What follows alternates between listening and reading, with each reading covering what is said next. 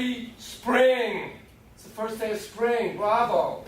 Yes. It looks totally different there. And furthermore, do you know that today is International Happiness Day?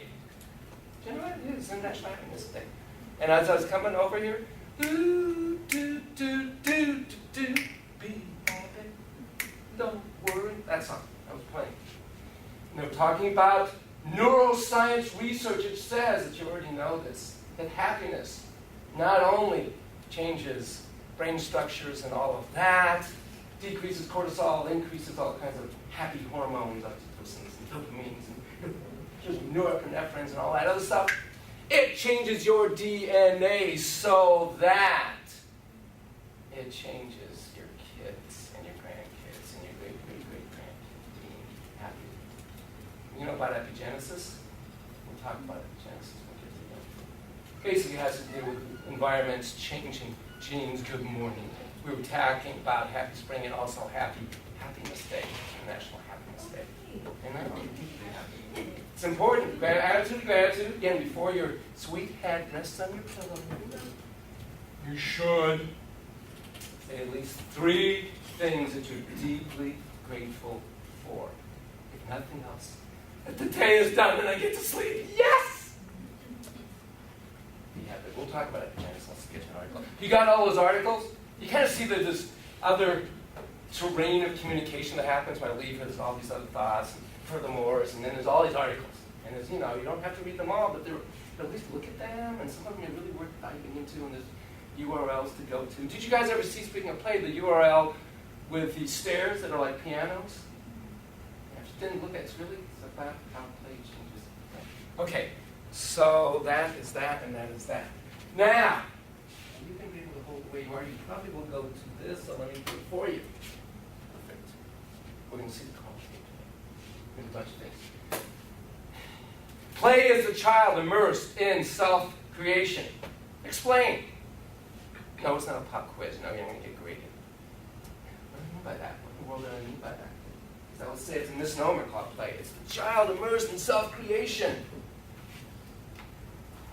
What are some of the developmental outcomes or functions of play? What does it do? How does it help the child?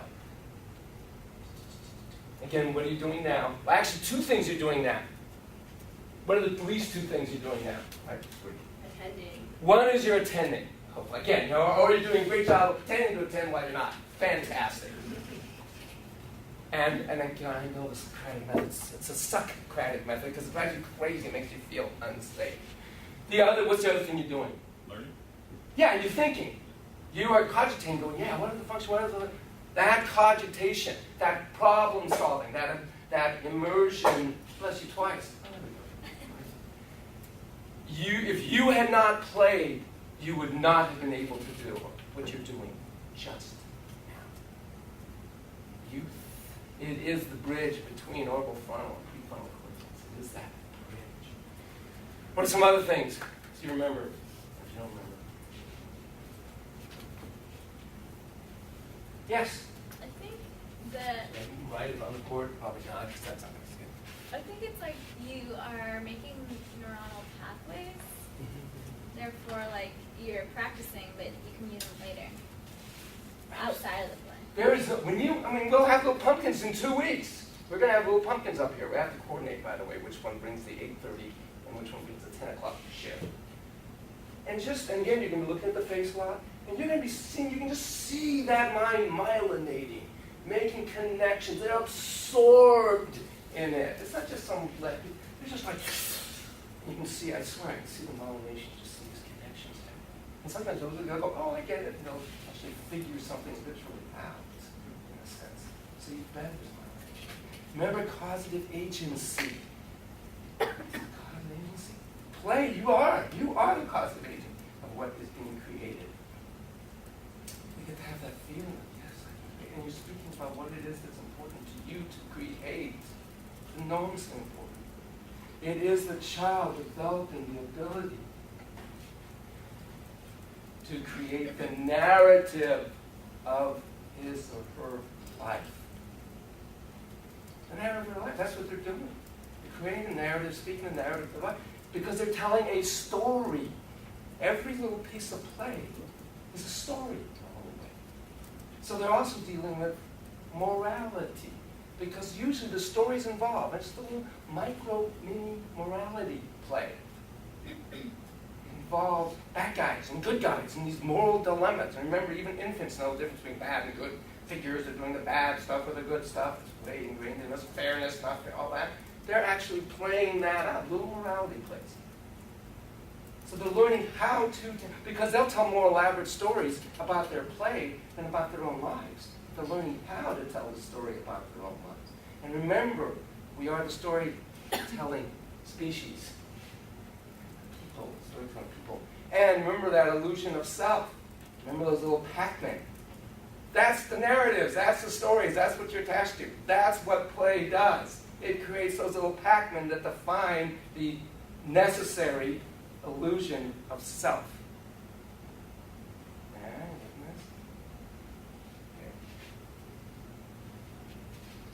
It's also, again, abstract reasoning because they know it's in play. Remember the little girl with the bathtub? She knew it wasn't a real bathtub. She wouldn't have gotten near it. She wouldn't get near porcelain, for God's sake. In a context, it's understood to be make-believe, so the fact that she knew it was not real is an abstraction. This represents that. That's what I mean, that it's birthing your prefrontal cortex. Do you have a comment question, please? The blue light is blinking, and I'm not sure if it's supposed to. Oh, you are so good. Boy, it's just one tech problem after the other. Thank you so much for letting me know. Let's see if I can get... Okay, so we're going to pause a second. Pause on that thought. Yeah, pause. Okay.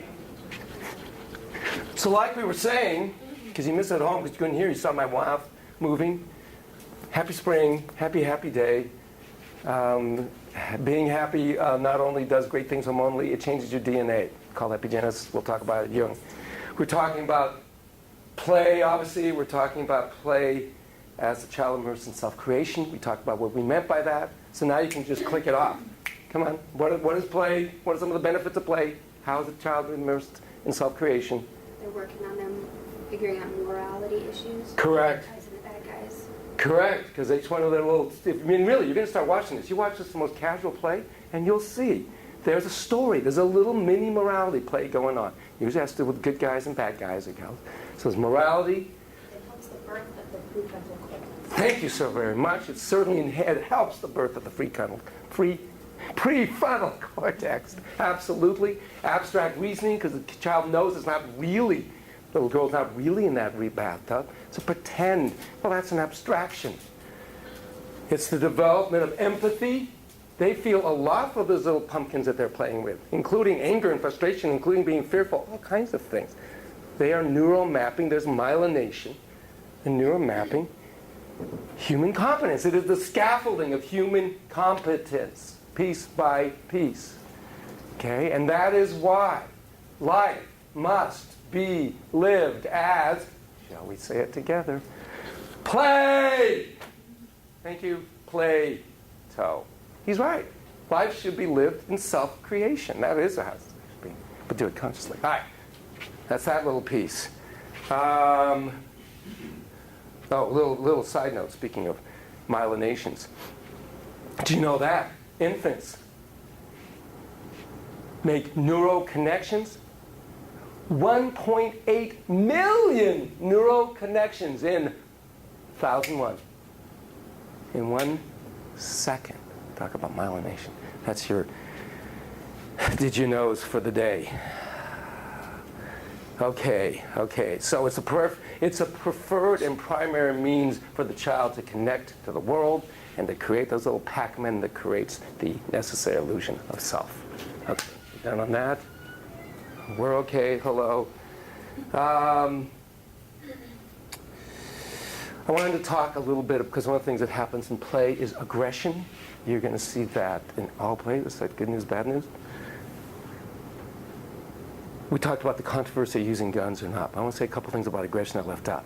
One, there is the catharsis model, right? It's good to punch Bobo and whatnot. It releases it. There is the concern that it's a modeling model. that you're teaching the child to be aggressive. He's practicing that aggression here, and then they're going to do it out in the world. Please comment or question.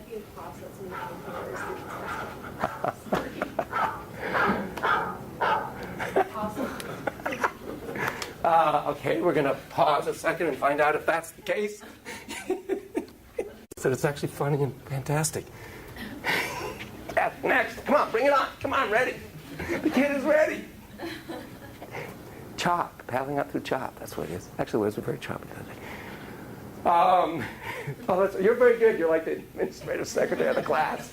Every time I look to you, I'll now go, okay, now what's wrong? Is it blinking? Is somebody coming in the door? What is it? Tell me. Okay, we're talking about aggression. Yeah, that's right, the necessary. So what is, God, stay on track. Pull it back. Unbelievable. Therapist model. Thank you very much. You can be my internal tracker. Well, we'll need each other to highlight the different parts of self. By the way, a woman, it was funny, just very, very quick off the side. So, one of the things, and we will talk about, I loved your question about parents, by the way. I know I didn't address it fully. You probably don't even remember your question. Well, it's really about, it's telling the parent, I'm going to let the child think, feel, say anything, do about anything. We're going to talk a lot about parents when we get to filial therapy, because there's a whole thing we need to say about it, but that was good. So I'm with a mom, and it's collateral contact. I see the kids, and of course it's mom and dad in a rageful fight, and she wants to tell me how bad dad is. And one of the things I'll tell, both when I do evaluations, but also when I do therapies with parents, is, hey, if I look kind of poker-faced, it's not because and you're pouring, you're howling, you're crying, you're enraged. It's not that I'm being insensitive, don't believe. It's just that I want to have a great alliance with you. I want to have a great alliance with you.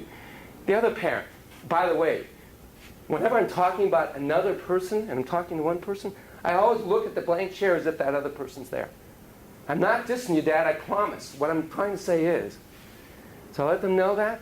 So she's telling me this kind of horrendous thing that the other parent is doing, and I didn't even realize. I reflexively went, she looked at me and went, oh, I guess I just gave away a feeling I had about what you just said. It becomes reflexive if you really do it enough, and that's important. So there's at least those two models, right? And they're kind of in battle. As we all know, kids are going to, when you bring that little pumpkin here, particularly the boy, I'm going to have guns here. Oh, tell him to go in the other room. Go to 317. I should put a sign up there. Sorry? Put a sign? If we get more, we will do that. It looked like it was just a small little meeting.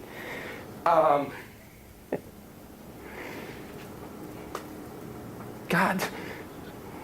Right. So, right. That little kid is going to come here and go, brrr. There's no question about that. They need to do that. They feel as if they do. Again, it's empowerment. It's a lot of different things.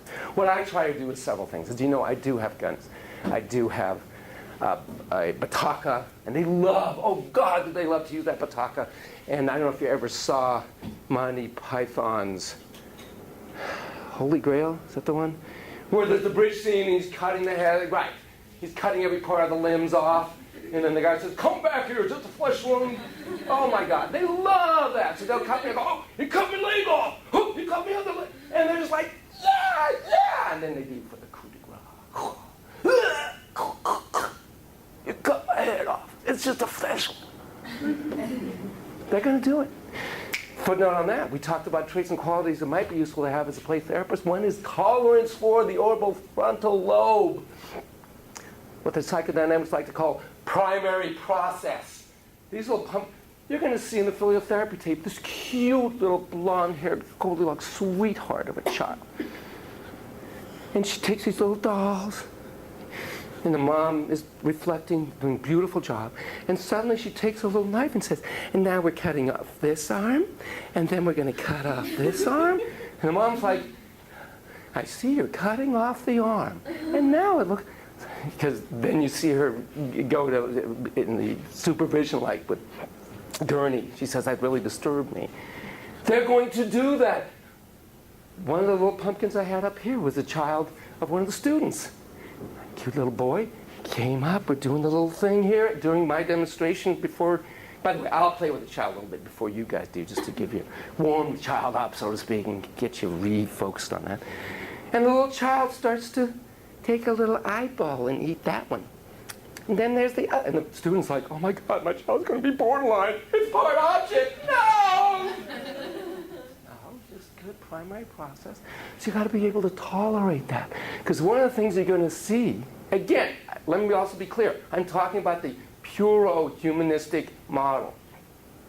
And one of the things you're going to see is your own discomfort with aggression, sex, whatever's will come out. You'll see me with Carl tape today. He's going to do a little scene about nobody's home. In fact, that's really the whole theme of this tape. And you're going to see me at one point say nobody's home, and I'll say, I'm home, Carl. Hi, or something like that. And his next sentence will be, nobody's home. And then you'll see me say, nobody's home. The house is all empty. I was pushing the river because some part of me wasn't comfortable with how lonely it must be to have nobody home. So I want to put somebody in there. That's my countertransference. Now, sometimes, again, you are the cue ball that kind of moves things along. As you know, if you're a pure humanist, if a kid wants to do nobody's home for the next 52 years, that's what we're going to do. Others say you can get stuck, and you as a therapist can help the healthiest part move along past that, perhaps, maybe, which is an interesting controversy within the humanist movement, any event. But aggression, you'll be uncomfortable with aggression, and the child will pick it up. So in the purest model, what's the problem with that in the purest model of humanism? Whether you agree with that is a different thing, that model. What's the problem with directly or indirectly saying that you don't like the child being aggressive from the humanist? If we go back to the model, first of all, what's the assumption about human nature? We're good, fundamentally primary good, right? The drive to self-actualize, competence, which I call causative agency. What's the cause of pathology if we're so driven to be good? It's okay, I know it's hard when I ask you. So by the way, one of the problems with, what part of your brain is firing right now in addition to your thinking part? Amygdala, of course, that's blocking your thinking. And then suddenly when you're not, you'll think, oh, I remember, blah, blah, blah. I know. The disavowed self, when you're not unconditionally positively regarded by those who are important to you. And for specific reasons. No, you don't hate your brother. You think, oh, hating my brother is bad. I feel that, therefore I'm bad. So pathology comes out of these disavowed aspects of self. Well, we as therapists, if we really can be genuinely, congruently, unconditionally positive regarding any thought, feeling, fantasy, reaction, not necessarily the action, but any of those is a valid and valuable human experience that you should reflexively reflect. And when you don't acknowledge their aggression, you indirectly or directly are giving them a message that that's not an okay part of yourself. That's different than allowing them any behavior. So one of the things that kids, because I am very allowing of a lot of stuff, as you might imagine. And again, that can be uncomfortable with parents. I do let parents know, and the child know. When he does something that's not, kid farted yesterday. There were two brothers together. Oh God, they were having a fart fest, man. I said, it's really fun. I can see how much fun it is. As you well know, you do that at school in the world, people go, oh, gross! You think you're really impolite. You do how to do it in here. We can get under the grounds because hot air rises, and we can open the little side door to get some air in. They're giggling away. So I'll make the distinction from this sacred space to what the world might be. So kids will start shooting at me, and I'll look for what they want me to do. And then they'll sometimes put the gun right to my face. I'm not comfortable with that. I can see how much fun it would be for you to put it on my face. I have this barrier. I'm not comfortable with toy guns, closer than this. So you do get to set limits, and of course you acknowledge where the kid's at. I understand it's fun for you, it's frustrating that I set a limit, nonetheless I'm comfortable up to there. Your bottom line about limit is what you're comfortable with. If you're going to be a play therapist, you have to be comfortable with a lot. Okay, that's that part. What I also do, because as you know, I'm relationally based, but I'm not a purist. I do believe skill acquisition is really important. I think I told you about the little pumpkin who needs some affect regulation techniques. And he and I came up with floor angels. Remember that kid? Well, I saw him yesterday. He is doing floor angels. And he has some other things he does. So Mom was there and he was there, and he'd had a fit the other day in the park. And he took a stick and he was like, actually he was sword fighting with a friend with sticks. And then the other kid got scared. So Mom said, honey, you're going to have to put the stick down. And he got really mad and he hit Mom with a stick and he started punching her. So we did a redo. And we played it out. And he brought these big buzz lighteners, good buzz and bad buzz. So we had them play out. We put the little sword-like and had them hold. What did you need to do differently? So we did that. And then I had him practice 3 times in front of Mom. I want to hit you, but if I do, it's going to make you mad. No, it was with a stick. What was it? I want to keep doing this, but if I do, it'll make you mad, so I'll put the stick down. I had him do it 3 times. Right? And he wasn't mad, he wasn't upset. He wasn't, I would have to acknowledge that and decide whether relationally this is worth this. Because the humanists would say, I'm 1, teaching a skill, 2, disrupting the relationship as conditional, seemingly. I think I have a lot of mileage with this kid, emotional currency with this kid, because he gets the twinkle in the eye. I do get him. I do understand. I know how much fun it is, and I can say all of that. I can say, we love your spunky spirit. You know what you want and don't want, and that will serve you well in life. And you can stand up for yourself, and that will serve you well in life. It's also going to be important to be able to go, oh, I see, Mom's going to get upset. I'm going to drop this now. And he practiced these things, and he was really happy doing all of that, because we like to be in charge of hands, feet, mouth, mind, and mood, because we feel to be the causative agent of ourselves, never mind the universe. Okay? Getting this? So one of the other things I do is when I'm actually immersed in the play, and when I'm immersed in the play with the child, yeah, come on, we're getting the guns out, look out! What's the brain states? Correct! Me and then look at Derrico. Look out! I will also do things like, wait a minute, I gotta get centered. Yes, spirit breath. Okay, mission. So I actually put in and weave into the actual metaphoric storyline skill techniques. So it's relationally based, metaphorically driven at times, skill acquisitionally also put in there, neurointegrative psychotherapy. You bring it all.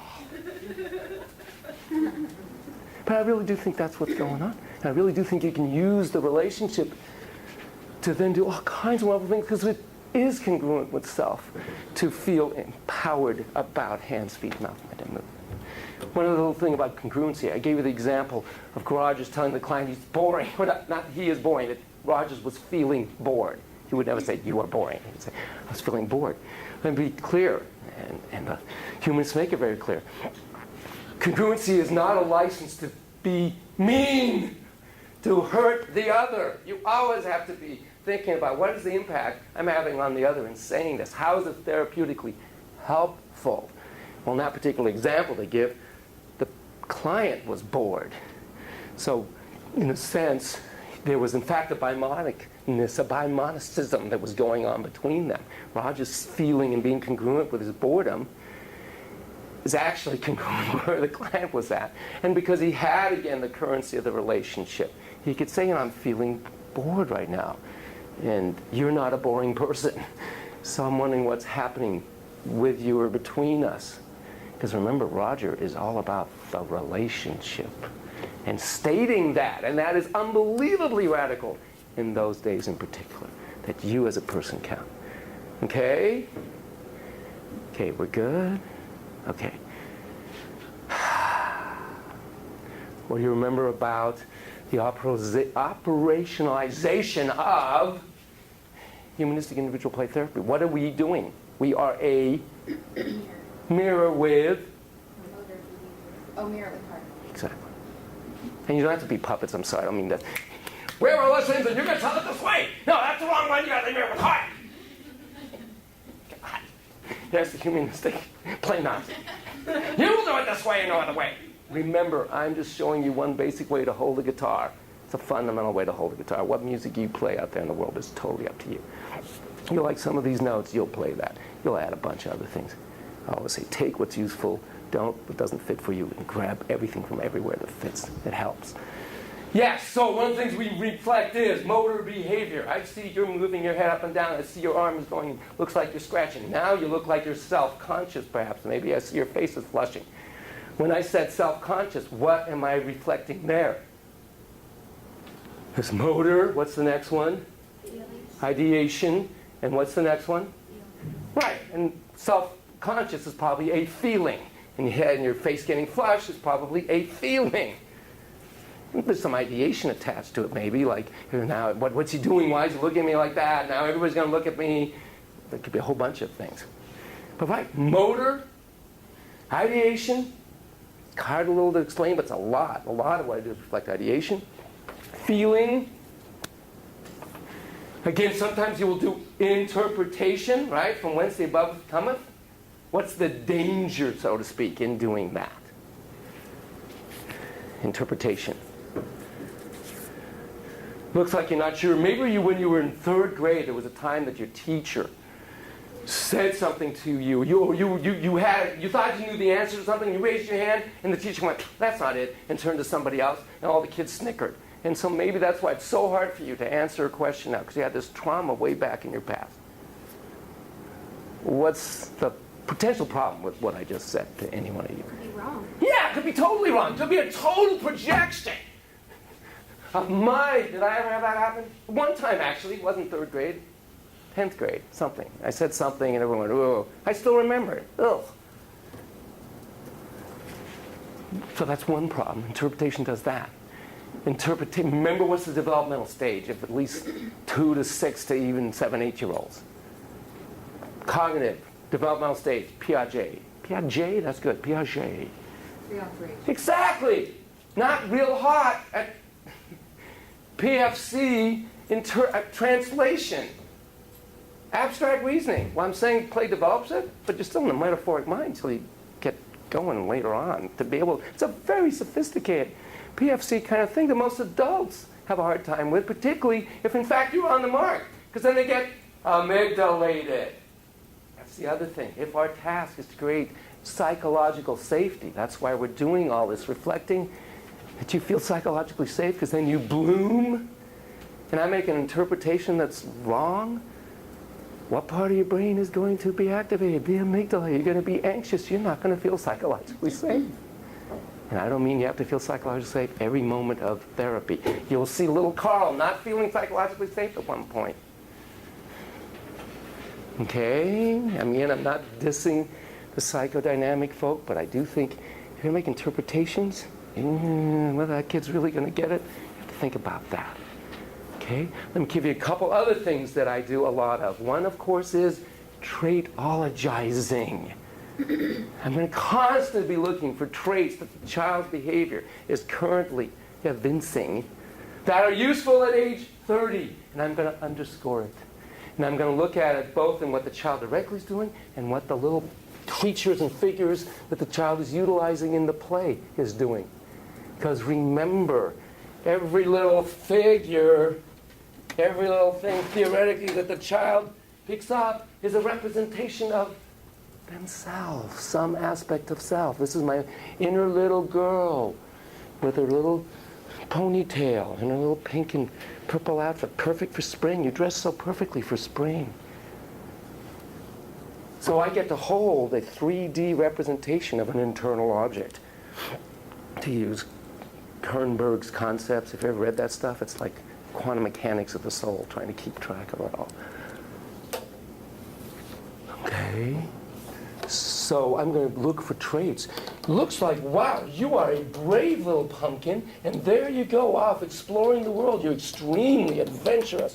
Wow, you took on the big dragon. Yes, you jumped on his back. You're flying in the air. Whee! I could go on and on and on and on. But I'm talking about traits like being courageous, being adventurous, that this is showing. But of course, it's not randomly showing it. It's showing because the child is doing it. So it's just a representation of the child. So continue, please, to strive to be a traitologist. Okay, so motor, ideation, feeling, traitologizing. By the way, you could do that on a doorknob. I see you look like a very firm doorknob. Looks like you're very solid with great intent and purpose in a way. You know exactly what you do, what you're good for, and you look like you're very reliable, very dependable. In fact, every time I've ever tried to open you, unlike some of these other things, oh, by the way, not to be comparative, you worked. I really appreciate that. And you have this kind of quiet certitude about you. You got it? You can do this with anything. And yeah, that's somewhat projective, but it's true. Very reliable. It's really useful in life. One of the few things you can really count on. Doorknobs, most of the time. Obviously, a really good thing to practice on, as I said, is your pets. Even your old fish. You're looking at it. Looks like you want some food. You're excited. I'm feeding you now. Because you gotta practice this, folks. It, at one level now, at your stage of the game, doesn't initially come naturally. It doesn't. The other thing I do is what I call hallmarks. They're, in a way, a little bit hokey lessons, little lessons embedded in the action of the play, or implied. I'll do this one a lot. People oh man, she fell down, ow, it hurt. Oh, but she got up again and off she goes. So sometimes we crash, but we get right up and keep on going. It's a little lesson. But I'm not going to stop playing and go, you know, there's a lesson there. We all fall down sometimes. You got to get back up on the bootstrap, get back on that horse and keep on riding. It's like, huh? Now, when I am, yeah, we're going together, I'm bimonic. We're in we space. When I'm doing reflection, it looks like it's really fun for you to play with those toys. I'm now being a witness to the child. It's a bilateral relationship between us. It's a me-we experience for the child. Me separate, me child separate. But we are together. This guy is with me on this. Okay? When I say, look, I know it's really fun to point that gun at him, but I need to be over here. Now we're in a perhaps me, not we, because now I'm different than where the child is at. It's a little break in our rapprochement that we can, or in the connection, the we-ness, but we can rapprochement back. I know it's fun, and then boom. But that's a different state. Now I'm therapist as director. So one is empathizer, joiner. The other is reflector, witnesser. The other is director. And you fluidly move through all these kinds of things. And when I do the, get up and get going, I'm really thinking about this. It's a little bit kind of more the reflector, slightly, not really directing, but I'm implying certain things the kid will pick up. Because I do believe this is getting to that orbital, frontal, deep schema about self, other, and the world. That snow, remember the chicken in the snow mound? That nonverbal area that in many ways belies logic. It defines and defies logic. That part, that's what I think we get to in this. Okay? Okay. Thoughts, feelings, fantasies, reactions. It's okay if you don't have them. Your amygdala fired for a moment. Okay. Who's in contact with their brave one, the inner brave one, and it's going to come up here. So I'm going to have you guys all come up because we're going to do a really quick 5-minute play demo. I'm going to do this with you. And then we're going to watch Carl, and then I hope we have time. We're going to watch another demo tape. And I'm also, over your break, going to give you another tape you can watch because I want you to feel very well prepared to do this stuff. Oh. And what are you not going to see me do, and what are you not going to do? Ask questions. What I just did just now. Ask you a question. And the reason you aren't going to ask questions in this modality, not saying you never ask questions, in this modality, because You want to get them out of their magic mind. exactly, it breaks up the bimonicness in many ways. It breaks up their rhythm. Even if you're not bimonic, you're just reflecting, it breaks up what they're doing. Again, you're playing guitar, obviously you have to stop, and you have to now converse. There's also, by the way, a implied power hierarchy shift. Because in a way, there's an implicit command in asking a question, and that is, answer me.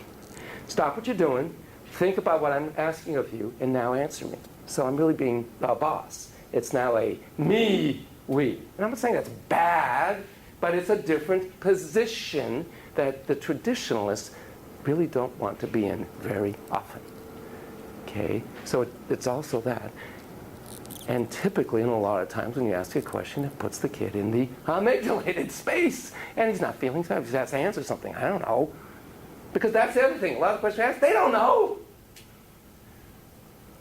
Besides, you're a mirror with heart. You're supposed to strive to understand. And if you don't, you go, yeah, I'm not sure what's going on here. However, you'll see me say to Carl, I'm not sure what you said just now, but it sounds important. Okay? Okay. Come on, brave one. Who's coming up? Somebody. It's going to be 5 minutes. You're going to have the easy part. You're going to just play. Thank you. And please come around. Come around. I want you to be able to see what's going on. So come up here. I know this is an awkward classroom to be coming up with. Hang on 1 second. I'm going to put this over this way. Where is this? We're going to be about there. Just around so you can hear and see. Just come around. Just come up close. I want to be... Okay. That you're close enough to be able to see me. Yay for you. Okay. Okay. So you are around 4 to 6. You're bringing up the inner 4 to 6-year-old. I will say this. For all of us, it's really very hard for us to actually play like an actual 4 to 6-year-old, to actually get in contact with that and really play like that. We play like an adult, imagining what it's like to play as a 4 to 6-year-old, which is fine. Okay? So nothing you do up here in any way is going to diminish your value as a human being, as a clinician, and as a bitchin' person. Okay? Okay. Hello there. We're going to spend about 5 minutes. During our time together, you can think anything you want. And I really mean that. You can think anything you want. You can say anything you want. You can feel anything you want. And you can do just about anything. It's up to you. You're going to be the boss during our time together. By the way, I usually say actually think, feel, say, but for some reason said the other way, it doesn't matter. Okay, so you're looking at me. I brought this. Because I thought, and I say this, I don't say the house, right? From a purist, I don't know if it's a house. Maybe for the kid it's a boat. Hey, Noah's Ark, big movie, right? Coming on. So maybe it's, I don't know. They get to define reality. Remember that circle? Could be the sun, could be a pizza, it could be black hole, white hole, whatever you want. It's up to you. Okay, so off we go. See you looking. Now notice I'm looking where she is at so I can get a sense of it. You're taking all that stuff out, you're diving right in. Maybe you're somebody who can just dive right in. It looks like you're going to arrange things. Looks like that's kind of fun for you. We'll put all the little chairs, you nod your head, you put all the little chairs on the row over there. Here comes that person. No, I'm climbing. Oh, footnote. Pause for a second. Before I just did it spontaneously. One of the things I immediately do is what I just did now. I start voicing the character. Immediately start voicing the character. That is different than the purists. When you see the Psychotherapy tape, and you'll see good old Phyllis Gurney, he's been doing this a lot longer than I have, she won't do that. She will simply have said, and now that you're moving that character up there, or that little figure up there, I immediately go into, oh, whoa, I'm going up the stairs. And I just did it now. I immediately reflexively look at your face. I can't remember the last time a kid didn't go like, yeah, bitch, and keep doing that, dude.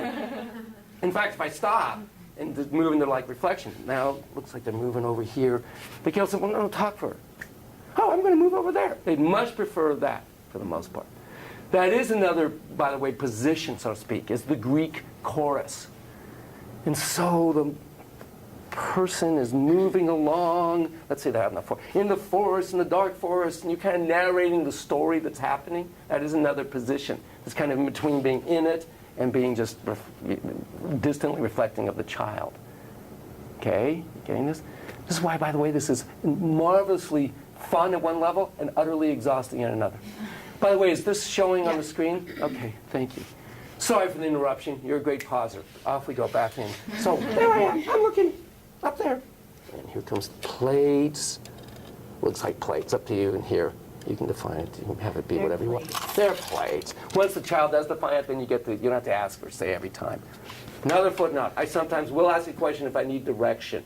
She says, here, play this doctor or this woman. I might say, nice woman, not so nice. I'll play it any way you want.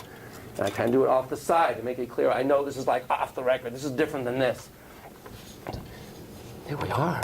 Oh, okay, I'm coming over here. Now it looks like you're looking for, oh, she's got, she's doing something. I'm not even sure what she's doing.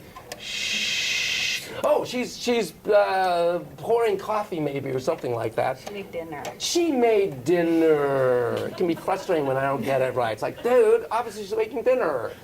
Yummy, yummy, yummy in the tummy. I'm just chomping away here. Oh man, I make a great meal, I must say. Now you're wanting her, looks like, to hold that up. Oh, there we go. Maybe you like kind of realism. I'm holding the top up. Just finished dinner.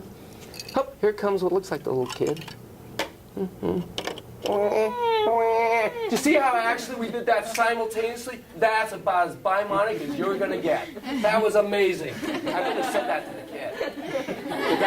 Why wouldn't have said that? Because it breaks up. But that was like perfect. Actually, sometimes we got to do a high five. I was like, we know we're together on this one.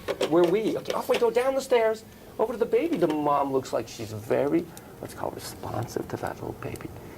Here you go, little baby. I'll take care of you. Aww.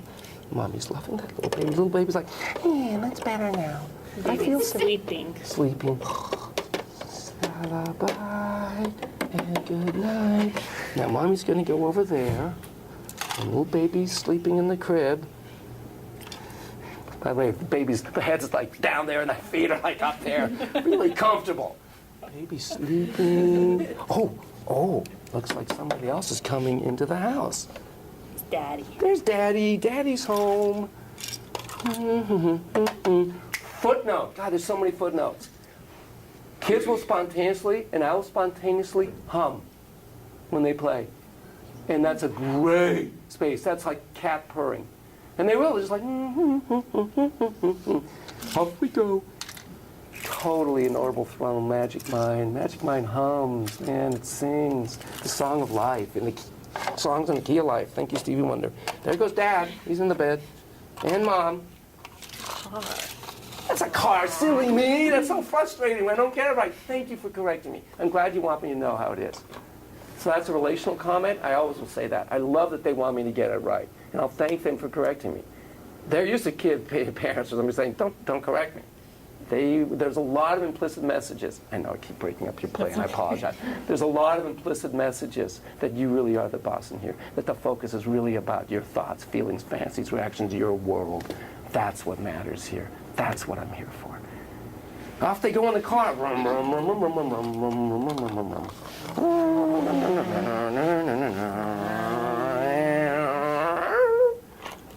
They're getting out. And wow, I don't know if it's an elevator or if they're climbing. They're climbing a mountain. Wow! Are they determined, man? You stick to it till you do it. Bravo. Oh, man. We made it! Yes. Woohoo! Woo! Great feeling. Oh, exhaustion. No kidding. Oh, they're napping. They know how to take care of themselves. Fantastic, man. They're like, willing to commit to that mountain. That'll serve you well, man. That'll serve them well. Oh, we're sleeping now.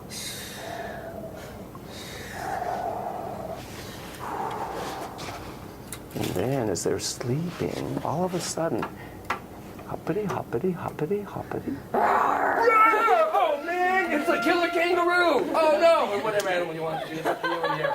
Oh, my gosh. Oh, they know they're running. They're like, we're out of here. Ah, they fell off the cliff. Oh, no. Oh, no. They, whoa, wham. That doesn't even take care of it. Killer kangaroo is still after them. No. Killer kangaroo is kiss the mom. Wow. Expect the unexpected. All better. All better. It just shows you sometimes what we're afraid of turns out to be just fine. That was a hallmark. It's a nice kangaroo. Nice kangaroo. Has a baby. There's a little baby inside. The baby's like, oh, we were just fun and Mommy's really nice. And now, in fact, she's so nice, they're going to ride on the mommy kangaroo with the baby inside. We're riding along. Wee, wee.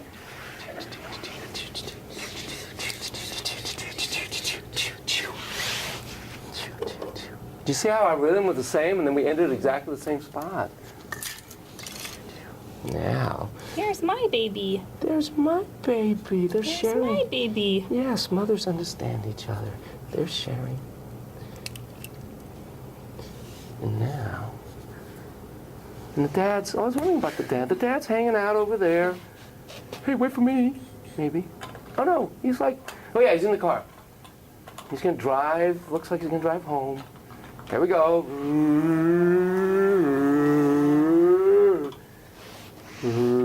They come, they come, they come, they come, they come. Oh man! Crash into things. Again, expect the unexpected. Thinking everything's just fine, all of a sudden crash. Yep, mom's coming out. Yep, just like mom's maybe helping him. There we go. Okay, dear. Yeah, it looks like she's helping. And Making him better. making them all better. Nice to have people love us and make us feel all better when we're down. Back up top. She's a marvelously competent mom. She can do all kinds of things. Take care of babies, take care of her husband, ride killer kangaroos that turn out to be kind kangaroos. Go figure. Unfortunately, we're going to need to stop. Thank you so much. You have a marvelous magic mind that's going to really serve you well in life. Thank you. Cool. Now, why don't you adjust it back up? Back to your seats. Are we good there? Okay.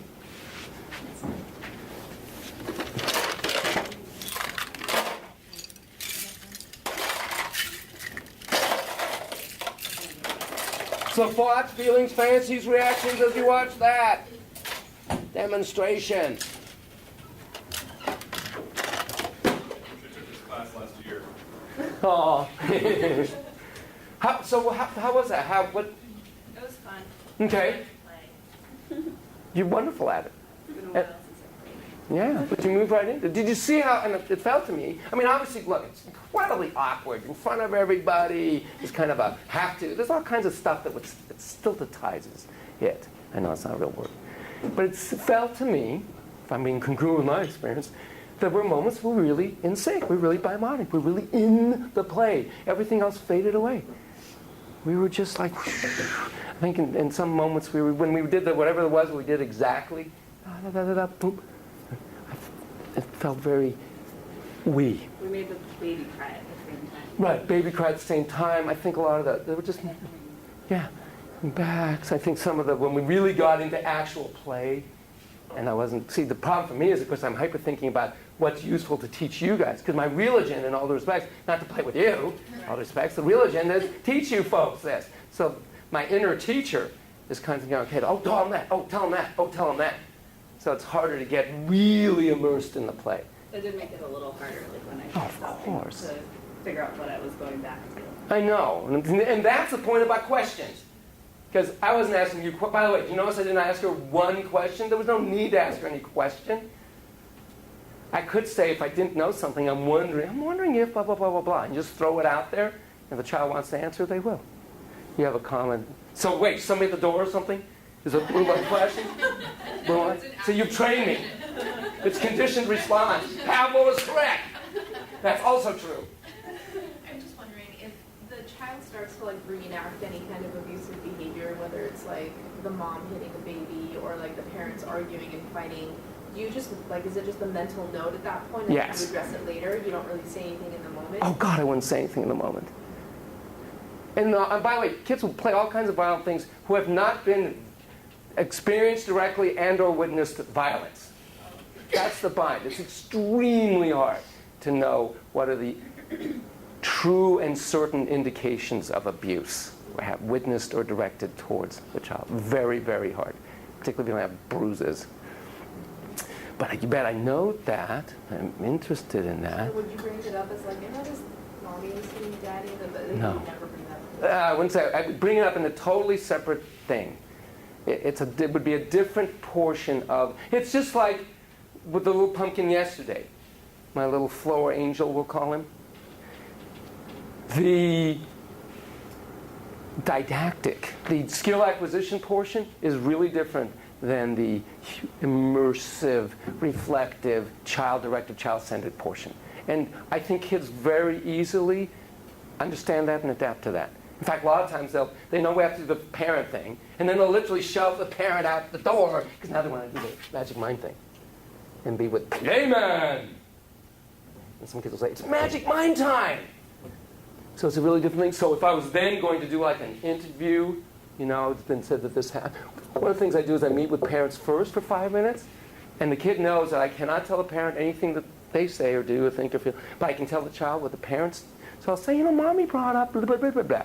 And so sometimes I will talk specifically at that moment. So it's tricky. Okay. Any other thoughts? Feel yes as you watch this. Such a big repertoire of kid-friendly conversation. It's just correct. I don't know if anyone else feels like that. Like it's so you have so much to say. Well, yeah. I mean, I've been doing this for almost 40 years. It is so natural. In some ways, it's easier, it's more natural than this. I mean, I've been doing this for a long time too, but this takes a lot of thought. I got a thing, and I always have more things to say than there's time to say. That's why I do some of this for you guys. Oh, you know, there's that. Oh, that, you know, it's like and I love it. But that, oh God, I could do that for I mean, it's so easy. I can do it with a doorknob. I can do it with I mean, you just move into that space, and it's and when you really get going, it's a marvelous. It really is. It's like jamming music. Because I'll come up with a little phrase, you know, it's the killer kangaroo. And then but it became the killing kangaroo. And then that becomes a vocabulary between us, an important figure in the play. But a lot of times, the two worst things, well, really 3 worst things about my job. One is report writing.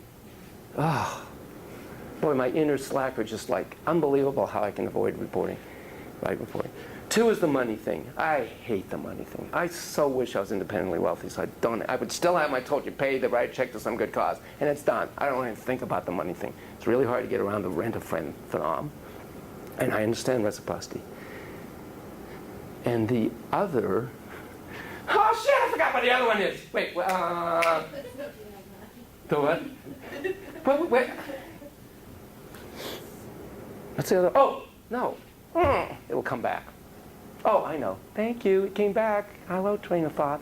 Writing notes. The note-taking. And you guys are much better note-takers than I am. Because you got to do all these certain documentations. You got to do it for your supervisor. Oh, God. Now, I do use this thing, as you know. And I'll write things like killer kangaroo became kind kangaroo. That's important to me. The themes are important to me. The figures they use. I'll take a picture of killer kangaroo. So we have that. That's the stuff that... But so I do that after the kid leaves really quickly. And I upload it. So note-taking bane of my existence. So I do like to keep track of some of the key figures. That's what I need to remember. Because the kid will remember right away. Kids, you know, it's been 2 weeks or 3 weeks. They'll come right back. Some of them I haven't seen in months. They'll come right back to exactly where they were. And one I remember called me. I saw her when she was 8. She was now 14. She wanted to do the exact sand world she did when she was 8. I happened to have a picture. So she did the exact. It was really important to her. So it's amazing what they remember. You had another comment or question or something? No? I was just going to say, you're also very animated. I feel like that's a very useful skill to have if you want to do play therapy. What about for therapists? I'm not talking about myself in particular, but... You have this friend. Yeah. Who's a therapist. No, I don't. Right, who's much more low-key. That's fine. I mean, is it that's a skill fine. that develops over time? That's more just person. But it truly doesn't have to be that way. And I also will tone it down. I mean, it's got to be about the kid and match the kid. And some kids, they're like, you know, like, whoa, I need you calmer. And I'll even then, like, the other day, I forgot what he said, but it's clearly like you need me calm. I said, looks like you need me. I can do that. I can be quiet. I can go slow. That's what we need to do. But most kids, that is kind of the pace in a way. But the vocabulary, so you put it, to have vocabulary of all kinds of things, and it's a way of being. That's why you got to practice it. And we start, like anything else, that's another thing the other thing about aggression, by the way, that we forget, when a kid is actually, quote, aggressing, he's actually being in control of his aggression. He's not actually hitting me, he's hitting the bag. So he has to, in fact, it's more often he's, but sometimes she's, has to, in fact, be in charge of how they're containing it. And remember, when you learn anything, you start out kind of like, whoa, man, I'm going to kick the ball, boing. And you get more and more refined in how you do it. And the cliche thing to say about any expert in any field, whether it's Kelly Slater or whatever, is, God, they make it look so easy. Because it's so ingrained in their body being, and spirit being, and mind being. It's a unimonic state of being when they're doing their thing, and looks so easy. You gotta practice like crazy. Be a professional guitarist, you've spent so many hours in the dark doing this. La la la la scales. Oh my God. So you gotta practice this. And then it becomes really easy. And then it's really fun because the kid will come up with some name or something and then go, yeah, cool! And then you use that and do that. And it merges. You write songs together. Lennon, McCartney, Jaggers, Richards. You're doing this thing together called play. Okay, Carl. We're going to have to go through lots of stuff today. All right, so I'm going to move this more over here. See if I can get this so I can really see the screen. I wonder if it's actually better back there. Do I dare move it? Maybe. Okay, you know what we're going to do? And please, 5 minute, literally, 5 minute break. 5 minute break. And I'm going to reset this over there. And that should be fine. Okay. Back on. Let me tell you about Carl. You've already heard some things about Carl. So I was doing a block internship at UC Davis. And it's about almost 10-month internship.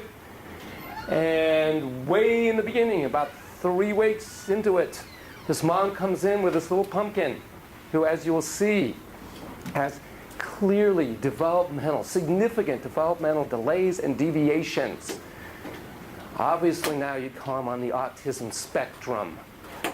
By the way, footnote, do you know that those who are lower functioning in certain ways on the autism spectrum tend to be more engaging, or maybe even I sent you that article, that's right, than those who are higher functioning on it, and are more verbal. It's interesting. So he, as you'll see, thank God, is very engaging. Okay, so I met with him. It was very clear there was going to be a long-term, I'm going to see this kid as long as I'm here. I'm going to see him. Actually, I end up seeing the family in various ways several times a week. I'd see Carl individually, and I know nowadays the role differentiation is very important. Those days was less so, and I think it worked with him. I saw Mom was concerned that, he would have fits, screaming, yelling, biting, throwing things around. Send a kid like him into the White House at a state dinner, he'd be the most powerful person in the room. Because he'll take off and just have to contain him, depend to him. Dad hated him. He was adopted. First 2 years of life, floridly psychotic mom. Neighbors finally called CPS. He finally was removed. But his first 2 years of life was a mom who basically would sit in a rocking chair hallucinating. How he even survived, I have no idea. It's amazing. Okay, so around age 2, critical years, right, developmentally, he is adopted by this lovely lady who really, really, really wanted a child. Dad hated him.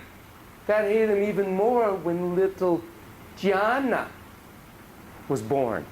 Because, of course, after about 2 years of having adopted this kid, little Gianna, what's her name, comes into the world.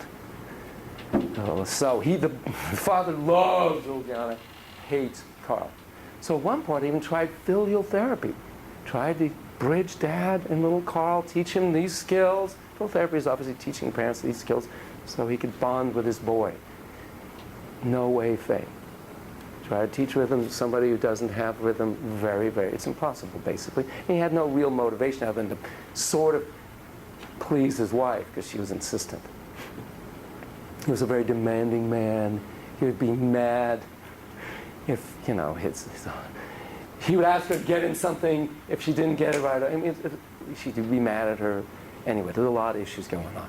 But nonetheless, she was a loving, devoted mom to this little boy who, again, has significant delays. So I saw him multiple times a week, as I said, in various contexts. I told him the day we met that I'm going to see him for 10 months. I told him, which meant nothing to him, as I've told you. I told him the last 10 weeks, very clearly, it's 10 more weeks. I showed him a map, pre-Google Earth days, as to where it is I was going, back home to La Jolla. Then this was a clinic in Sacramento. Then I'm going to Michigan. He's the one, of course, that I said, when I get to Michigan, I'll send you a card.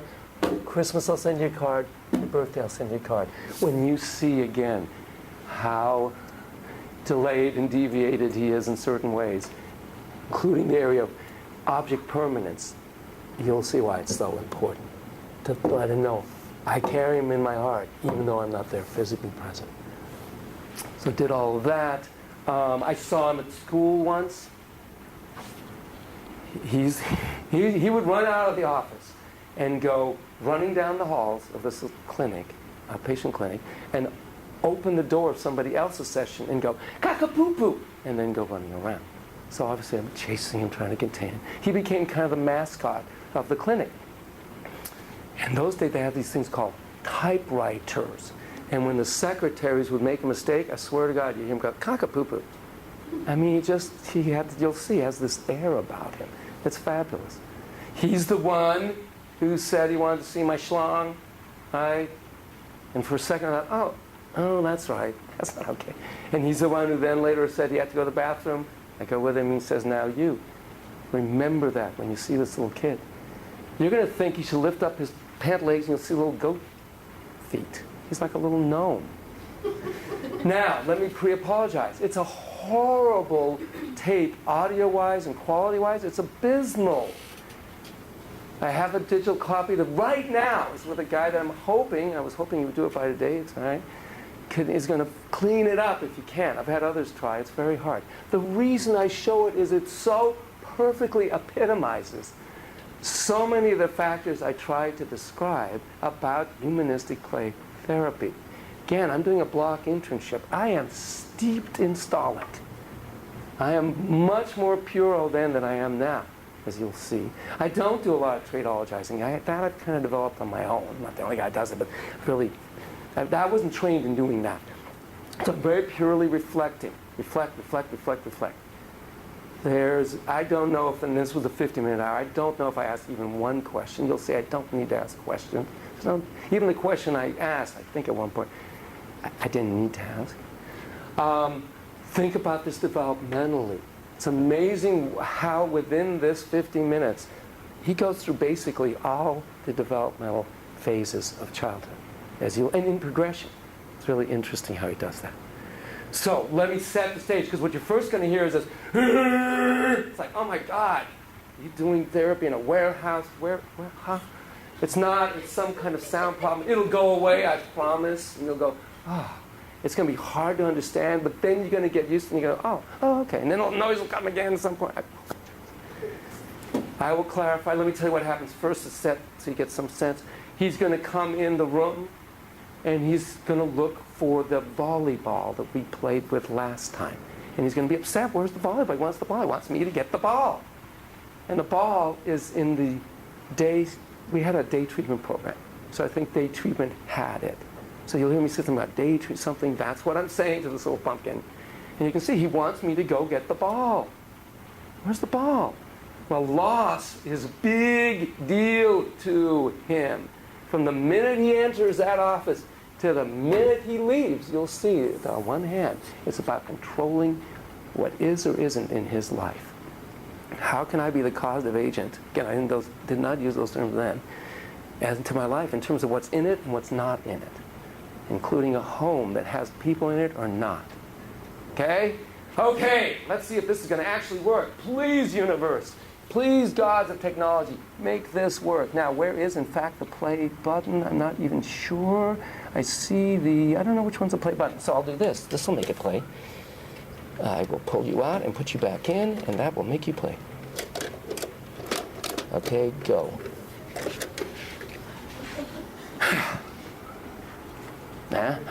Yes, it does play, okay. Okay, there's that little sound. There's little Carl. Hi, little Carl.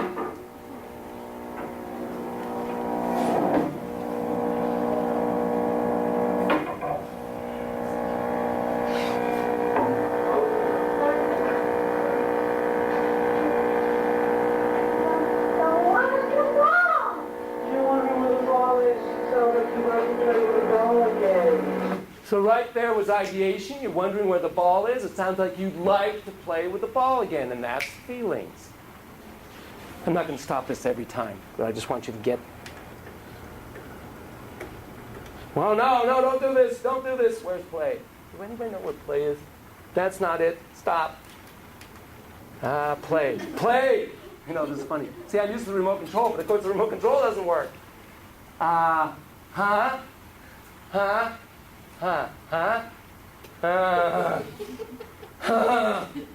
Oh, sorry. You're hearing me moan and be frustrated. I feel like yelling right now, but if I do, it'll really freak everybody out. So instead, I'll just keep problem solving.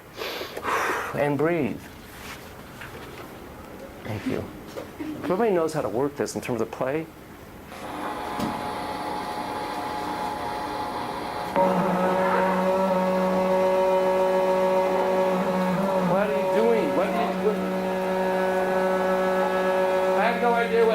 I am so sorry. This is ridiculous. Stop. Just rewind it. Right, rewind it. Hit her from play. No, it just put play. Wait. You got to the right spot where you were. Oh, I did? Yeah. Okay. I thought it went too fast forward. I am so sorry, people. I normally don't have these kinds of issues. I'm so sorry.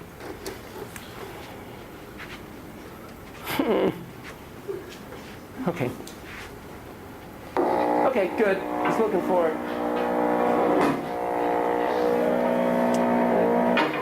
What would be a trait he is evincing right now that you might reflect? And tenacity. He's really determined.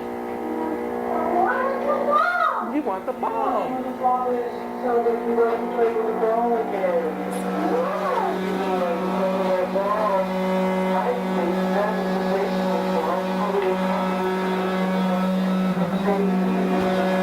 He'll go away, he'll get better. If you would like, I'll see to it that next time the ball will be here. So it's partial gratification. I can't get it now. I can't get it now. He's like pulling at me. Like, go, get the ball. And I'm explaining where it is and that I'll get it next time.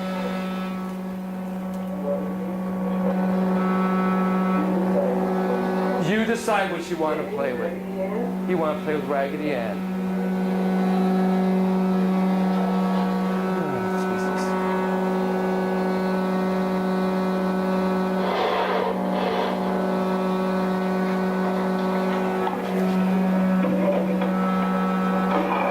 Oh my God! Oh my God! Oh my God! They let that guy in alone with a little kid like that! Oh my... You thought I was kidding when I said Manson with kind eyes? Yeah! I look like that! We all look like that, kinda. Oh my God! This perfect feast! And you see the little hippie silver necklace? Huh? Peace, love. Isn't that amazing? It was perfectly normal. I know, that's the other secret reason I should have taken. Not really. Oh God, now I have to figure out again. Shouldn't it be if I just undo this, shouldn't it go into play? Yes. Thank you. I know.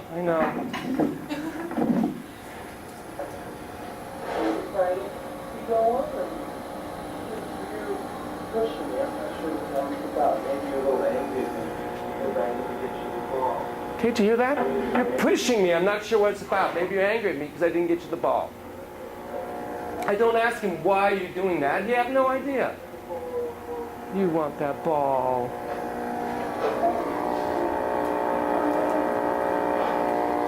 What a cutie. How long have you been working with him at this point? Sorry? How long have you been working with him at this point? Oh, this point, about 6 months.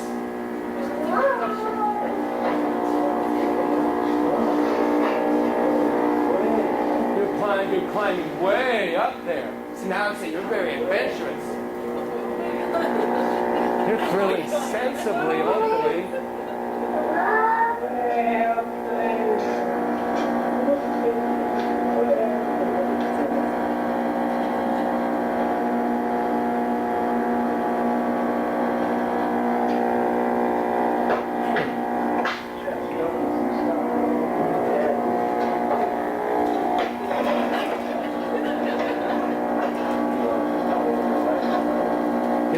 Making a big mess.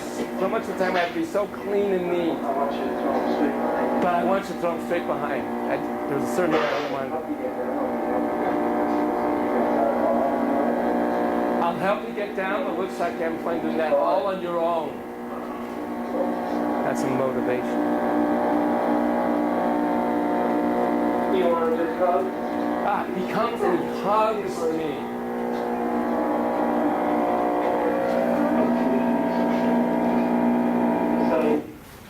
You guys saw the Harlow tape? Have you ever seen the Harlow monkey tape? Black and white, 1950s, you know. He got it right. It's all about how to be separately together.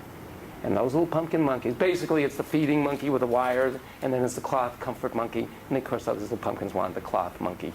And they would go to that little cloth monkey whenever they were scared or whatever, and then they would go and explore. And then they'd come back.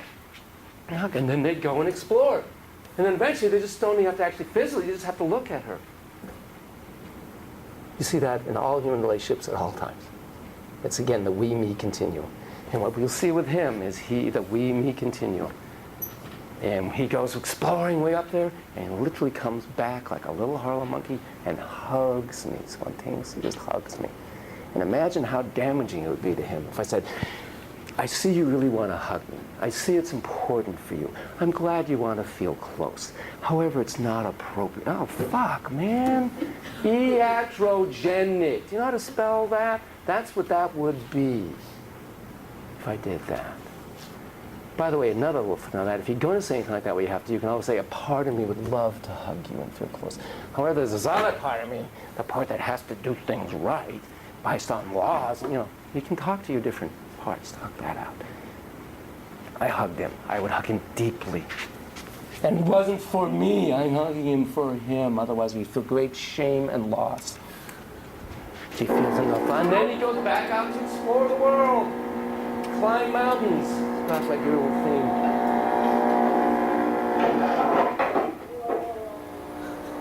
Whoa. But a lot of times I just say what the kid just said. Whoa. Like when you were making sense, I just do it reflexively what you're saying. Pop, pop, pop, pop, pop, pop.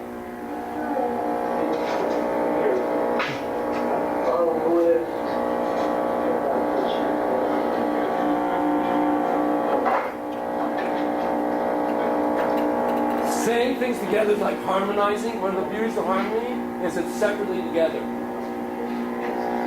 You're looking all over the place. You're so determined. Bravo to you. That will serve you well in life. Okay. Now I'm going to skip through this if I can figure out how to do that. Because what he's going to do next, oh God, where's the fast forward? Is this saying fast forward? Does that say FF? Okay. What he's doing, because our time is so limited, he is going to put puzzle pieces together. Okay? As you may well imagine, is this kid going to be more accommodating or assimilative? Correct, assimilative. Sorry to get your amygdala going. Because he wants to define the world by his terms and not accommodate necessarily to the world. Though he still will use a door handle to leave the room. So here's the puzzle pieces. He just starts jamming them.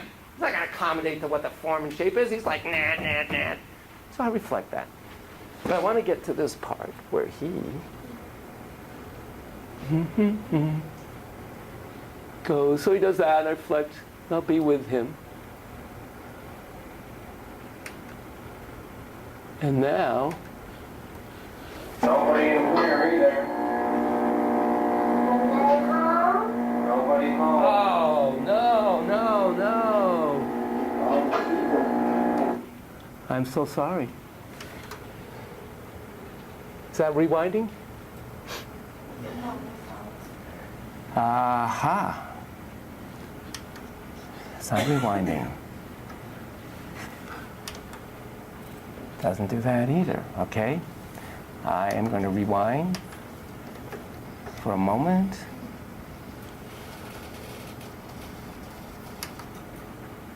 And I'm going to play.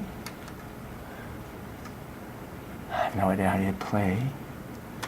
Oh gosh, because we got to get the right spot here.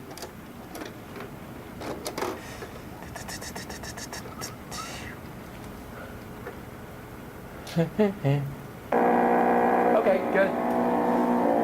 We're going to go through that, really?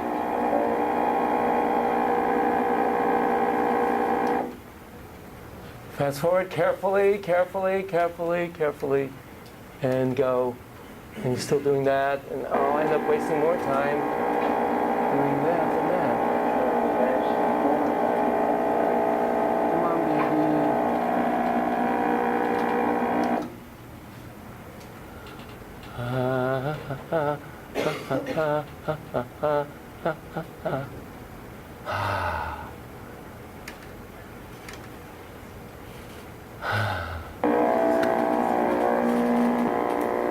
By the way, the other thing notice, just while we're spending time, I never was more than 3 feet away from you.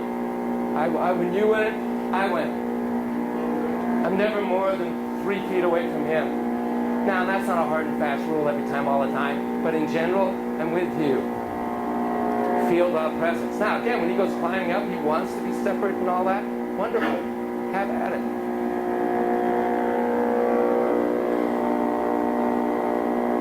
I need to be a witness to him.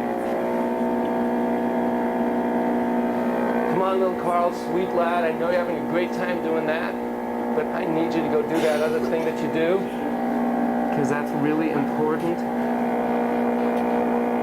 Come on, come on, come on, come on, come on. All right, well, so far, is this kind of what you were anticipating it would be? Is there any surprises? No, yes? No, okay.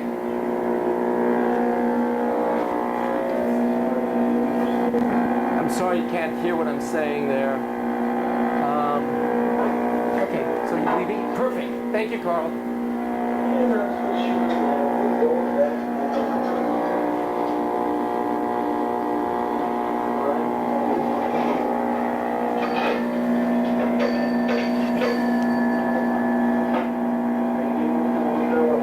Ring the doorbell.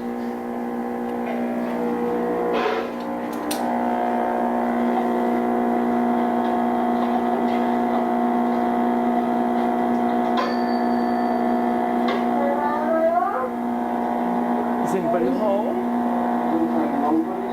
Looks like nobody's home. Nobody in here.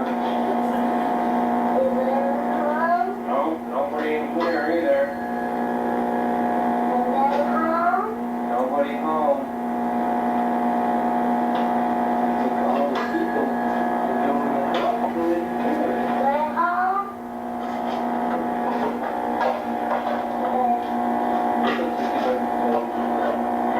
So I bring down a whole box full of people and objects and everything else. That's not where he is at. It's fun to present the resources. It's not where he is at.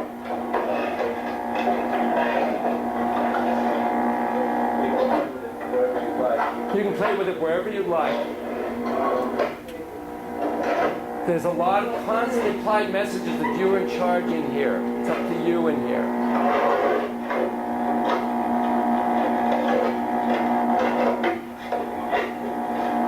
We're trying to open that.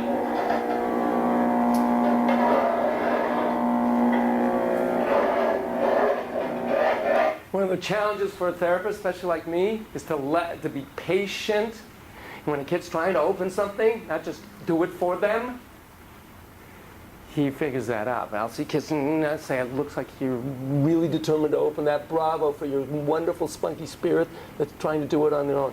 I'm happy to help you if you need help. I'm always here. Please ask me. I play little subliminals.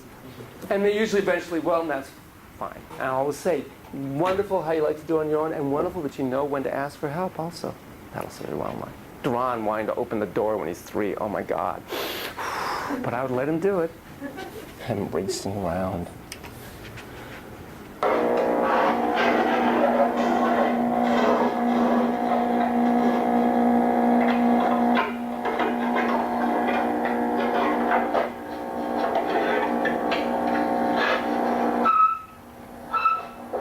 So he takes all those things and he puts them away.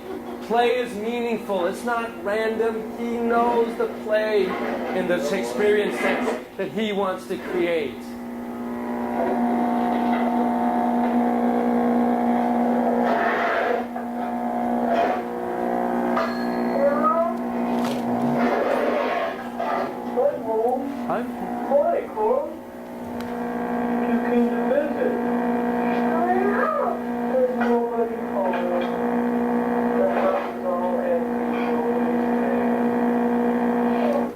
Okay, so that was pushing the river and then immediately catching myself.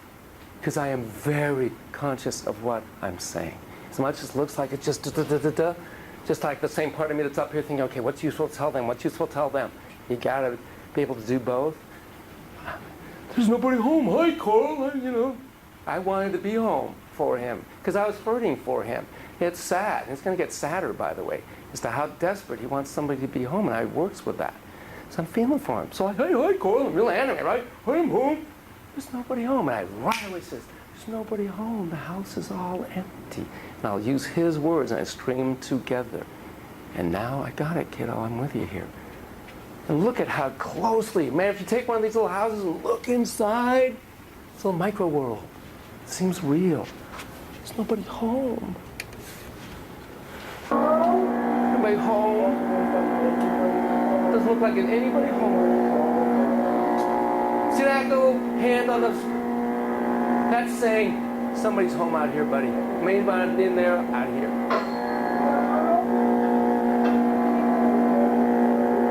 You're really wondering if somebody's home.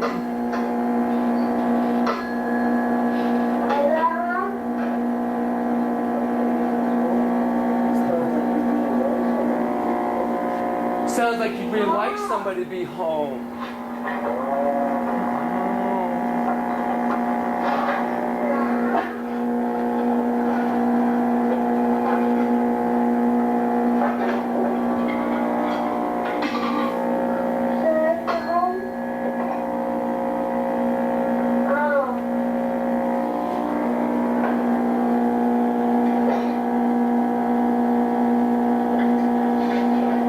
Like you're looking for just the right figure. You know what feels just right to you and what doesn't.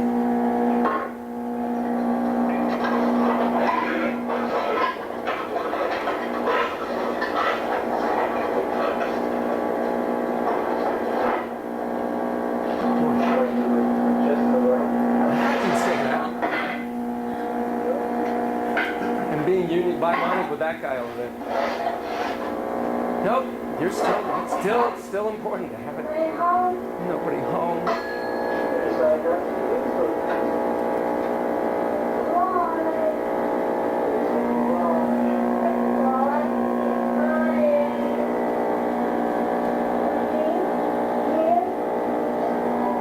There's the garage. Gone? Is it gone?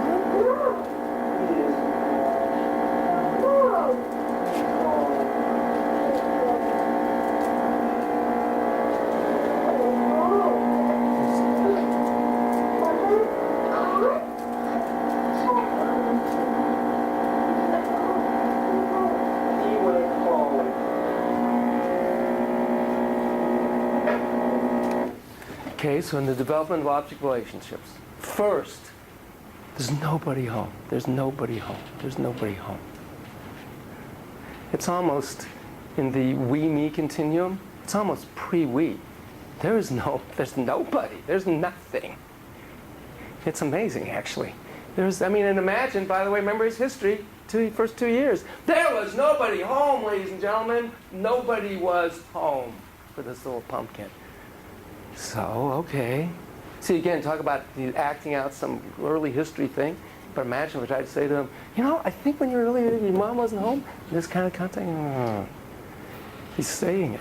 But then it's interesting. And again, I first try and put somebody there. You can be very clearly, he takes all those objects, nobody's home. I'm pacing with him now. By the way, I don't say to myself, okay, he sounds a little sad. Put your right hand on his left shoulder. It's just spontaneous. It's my body being in sync with him. Nobody's home. Nobody's home. Sounds like you'd really like to have somebody home. But this is a message that says, now if he went, hey, get your hand off me, and you don't want anybody to touch you, it's really important for you to just do this all on your own. I apologize. Yay for you for being able to find your body space. So if you're alone, he doesn't do that. He's fine. And now, but there is somebody home, but it's not in that home. This person went home. Well, okay, good. So now there's a me and an other. And there isn't a we yet, but there's a me and an other. So developmentally, we at least have somebody in the universe. If it isn't happening at my house, at least it's happening somewhere else. It's called hope.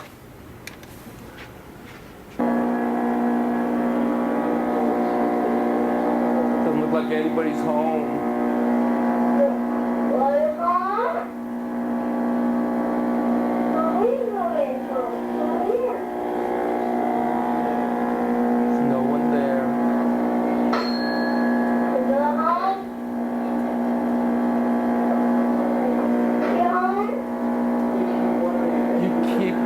And listen to my voice. It doesn't sound like nobody's there.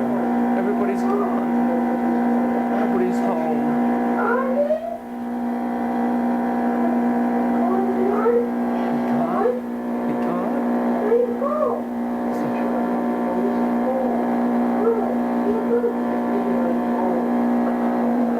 He'll come back.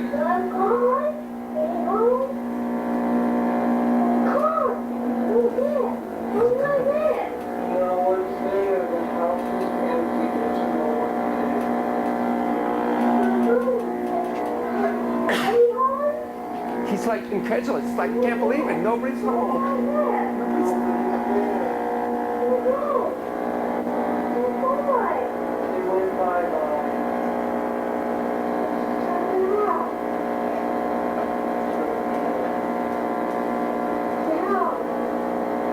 Again, sometimes I did not understand what he was saying. But it's the cadence and the tone of voice, the prosody.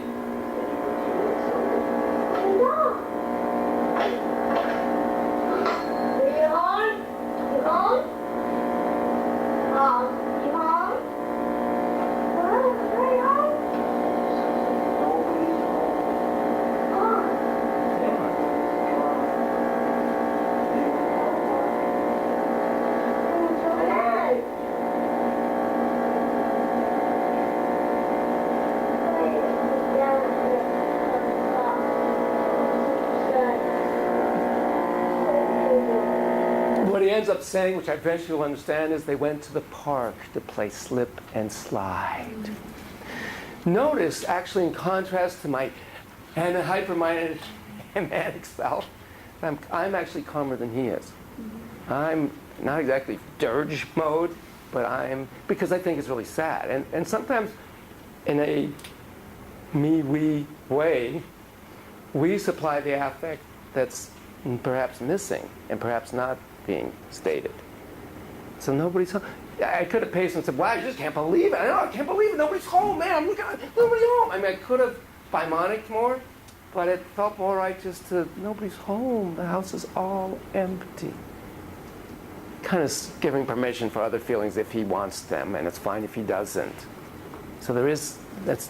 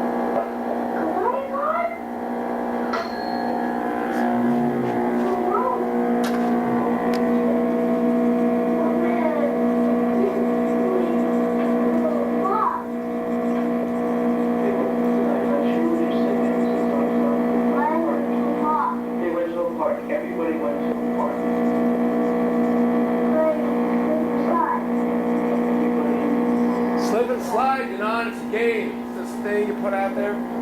Slip on it. Slip on it.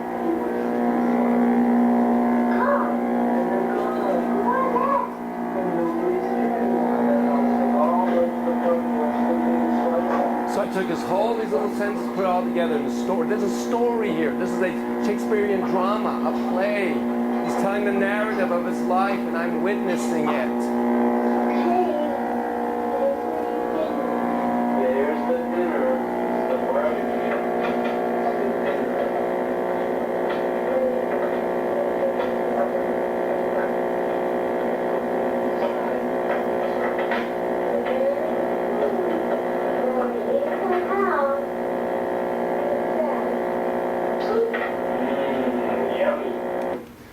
Okay? Very purposefully and intentionally stated. That was not a mirroring. He didn't go, delicious. He did not. He just went, and I very consciously and purposely said, yummy. You give us a little backdrop. So way long ago, once upon a time, there was a guy named John Rosen, a psychiatrist in New York City. And he did what he called direct psychoanalysis of floridly psychotic folk in inpatient hospitals. And he would go into their worlds. He didn't, because by the way, sometimes if you didn't give them meds, and they didn't have a lot of meds in those days, they would go into these states and their fever would rise and they would die. They would actually die in these psychotic states. So he would join them. Example being, somebody thinks they are, the FBI's after them, okay? So John Rosen would have one of his staff dressed in the trench coat come in and say, I'm from the FBI. We have a list here of people we're after. We're crossing you off. You're no longer on our list. Somebody thinks it's Jesus. You'd say, bring a pail of water. You can no longer walk on water. I am God. Go ahead, try and walk on water. You can't. I am God. I am more powerful than your demons. There was another woman way back when called Frida from Reichman, names you'll never hear, also worked with psychotic folk. She would tell them, you go back to those demons, you tell them, I am more powerful. I am more powerful. Maybe they can take over you. They are not taking over me, and I am going to save you. They assert power. Now the thing Rosen says against the darkness, I'm going to support your inner hero, is I am a hero. I am a dragon slayer. He came to the right person. Okay? One of the classic things that Rosen psychotic folk would say is, Mommy's milk was sour. Flash forward 40 years or whatever it was. I'm at St. George's home, right? Adolescence, right? Very disturbed adolescence, Berkeley, California. I looked like that, fit right in. Fit right in. A lot of the guys had ponytails or braids. I always envied the braid thing. I think it's so cool that you ladies can do the braid thing. Anyway. So we have this new kid. Yeah, he's about 13. And then he was in my home, right? I was a head resident. I ran a home. And we were making his bed, and I sat in the bed and said, well, welcome. I said, hey, just curious, because we're making this bed. What's your earliest memory? What did he say? By the way, I was reading John Rosen's book, Savage Sleep, at the time. Because, I remember that my mommy's milk was sour. I was like, whoa, wait a minute, you're reading the same book I'm reading? Huh? And then I said to him, just as John Rosen would say, the milk here is really sweet and really nurturing. You're going to have good nourishment here. Purposely, directly, intentionally. So when little Carl goes, you betcha, I'm going to say, good food. Now, and I also know by this little kid that I can't push this little river. Nobody's home. Hey, I'm home, Carl. Hey, you came to visit. Nobody's home. Nobody's home. The house is all empty. They went bye-bye. They're playing slip and slide in the park. Got it. So if he went pooey, I'd go, forget that. I ain't got food. That's like, I might still say, because again, I'm trying to evoke the most healthiest part of him. Guess the food isn't good right here, but maybe at that park, there may be some good dogs over there. I don't know. Because I do want to instill hope. You're going to see the Terror tape a few weeks out, latency age kid. And you'll see the big bear and the little doggy, and the dog is alone, and I'll say, I'm here to protect you. She didn't say that, I said that. And I look at her face, and you'll see her, she's like this, like, at long last, safe at long last. Okay? So that's why it is a dialogue. It is a we, me, we, me. We're just, So you betcha. Good food. By the way, what stage of development is he in now? Come on, all you analysts. This isn't a stretch. Push your amygdala for a second aside. Eating, food. Thank you. There you go. I'm sorry if that sounds sardonic. I know, it's like, I don't know. It could be so many things. In a way, it's the burden of having too much knowledge. You guys have so many models in your head. You have to go, which one? So he went from, there's like no me, or just me and no we. There's just this kind of me out there lost and no we. Then there's kind of a me, and then there's a we out there. Right? They're gone, but they're not with me. Now we're moving. Hang on. I know you're hungry. I just want to explain this. Hang on a second, Carl. You're going to get to eat, dude. Then we're starting to eat some dinner. And that is we, me. Well, it's like, God, the old-fashioned, talk about we, me. We're together in this. Break bread with me, brother. So that's important. Now also notice the dialogue in the sense of the mirroring between the object of the house and his mind. It's a prop. You can see that. You can see he's thinking, oh, they're playing slip and slide and all that. There's no slip and slide in front of him. That's all up here. But it's this whole object, external object, I don't mean like Hohut or Kernberg, that's evoking that. It's dialogue. It's a prop. And it reminds thinking like crazy. Talk about myelination. Talk about integration of experience from here to here through the narrative of his life. And you get to witness it. You get to have the privilege of witnessing and enhancing it. On up the volume, kind of a bit. Kind of a stagehand in a way. The co-director. Yummy, yummy, yummy. And he doesn't contradict me.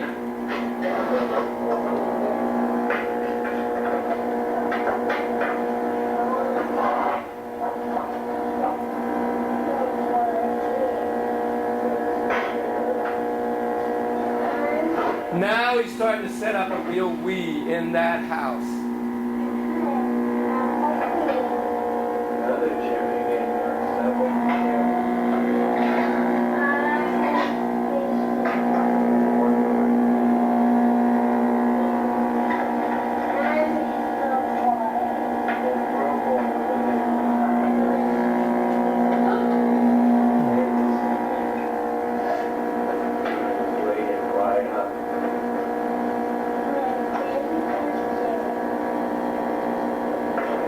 Notice how he's now self-reflecting. He's himself saying, now I'm putting a chair for a boy. Now, that's part of what happens here. Gina, chair for his sister.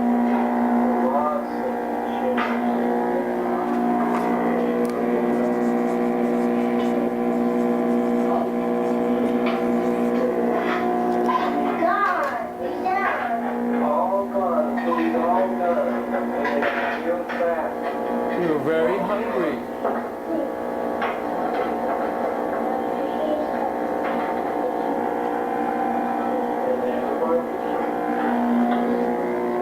Notice he doesn't actually put any play actual figures yet, just the chairs.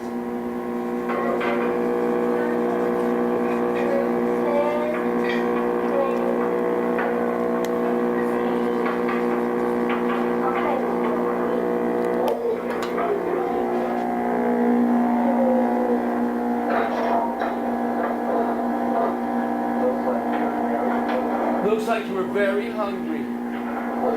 Now you can fill yourself. And watch this.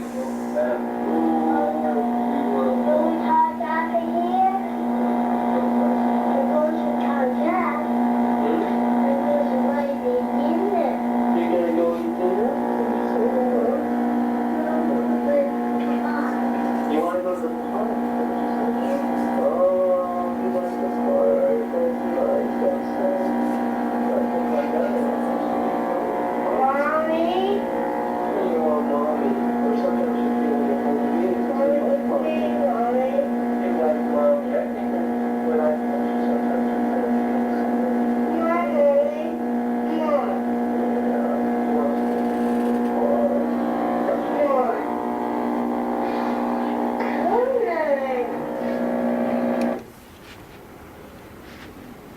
Okay, getting that? So first it's out here. First it's nothing, then it's and then it's right here. This is real. This is we, me, in vivo, right there. Come on, mommy, and I interpret. And I actually first got it wrong. First I thought he wanted his mommy. It's totally the food. And he sees me as maybe when I'm holding this, you feel. Well, I don't think I said. I also said maybe you'd like me to be your mommy. It'd be a pleasure to be your mommy. I can be your mommy in here. I'm right here. This is better than food. And then he's ready to go explore the world. Okay, good. He's healthy in that way. Charge up that battery, good enough. Yeah, let's go to the world. Okay, play? This isn't play. Child immersed in self-creation, using the therapist as a real person in his life. They can external and internally soak up like a great meal. Help nourish his soul, okay? The other, which is fun, actually, I don't know if we saw that. He notices that he wants to go do slip and slide. He also notices, that's going to happen now, that there isn't a curtain there. So he looks at the world.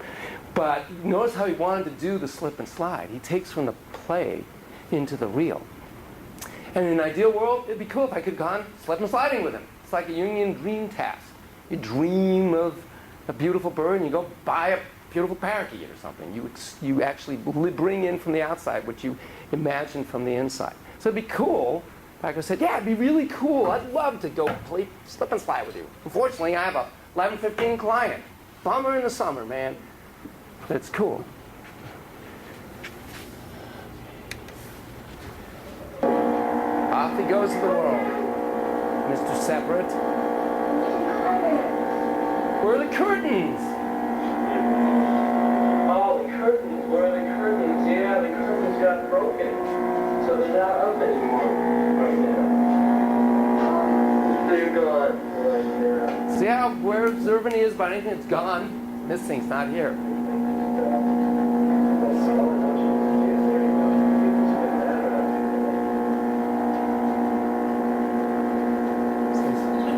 Fiddling with the camera. See what boundary issues? You can see right through them. Thank you. Good job. And I'm just standing there, you're looking. He also knows one of the things he's kind of not allowed to do is fiddle with that camera. So he's kind of pushing that little boundary, right? Which is saying, I'm me. Where's Carl?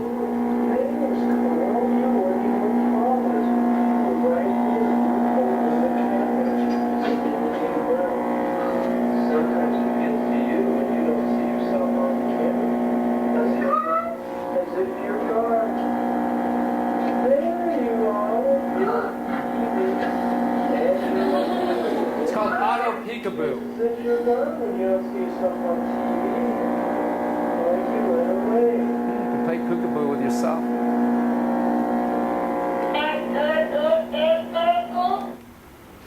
Okay, isn't that amazing? That's why I had the monitor on when I've worked with him.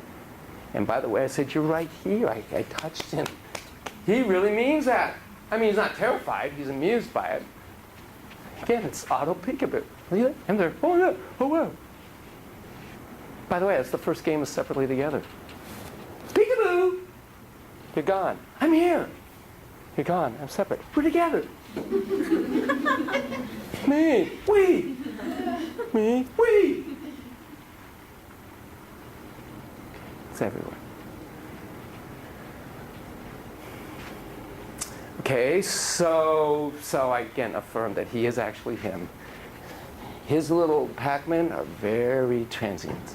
He's really working hard to build those little Pac-Men to define that necessary illusion of self.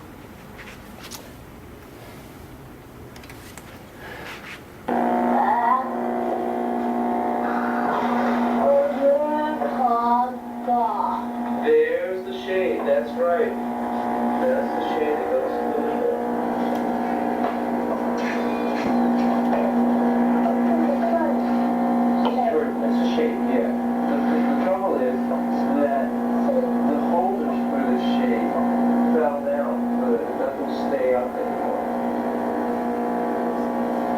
determined young lad. You're very determined. That'll serve you well in life. You want to get things done. When you want something done, you know what it is, you know what feels right and what doesn't, and you want to get it done. And you know how to ask for it.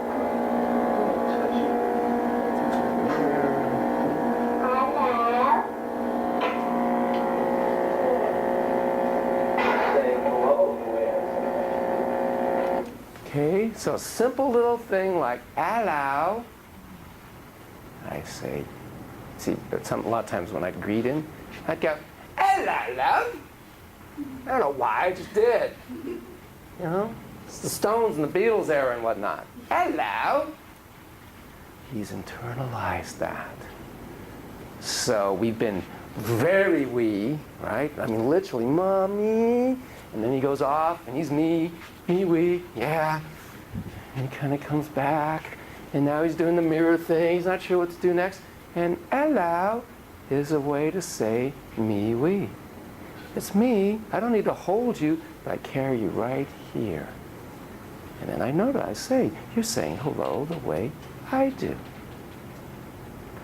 Now I can make an interpretation and say, because maybe you want to feel close to me a little. That'd be okay, but it's kind of, he's more into the next thing. I'll pace him more there.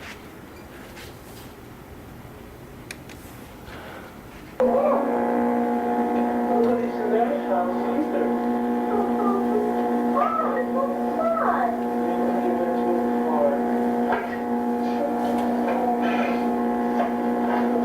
So he tells a story that took...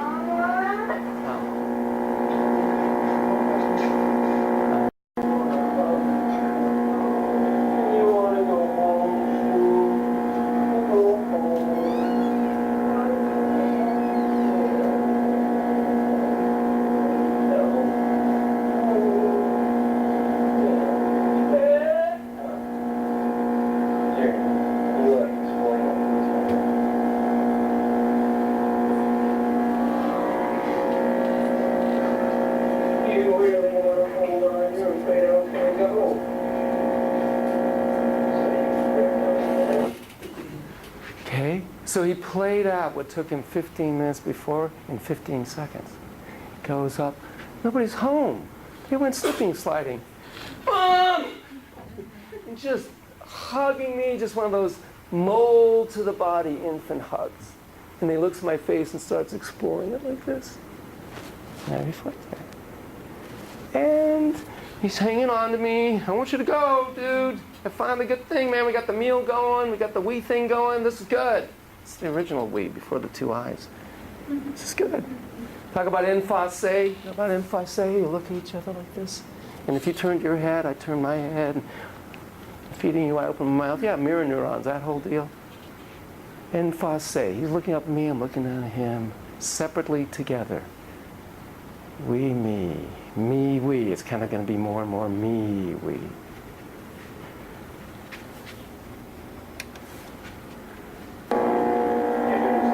You're doing something, I don't know what quite it is.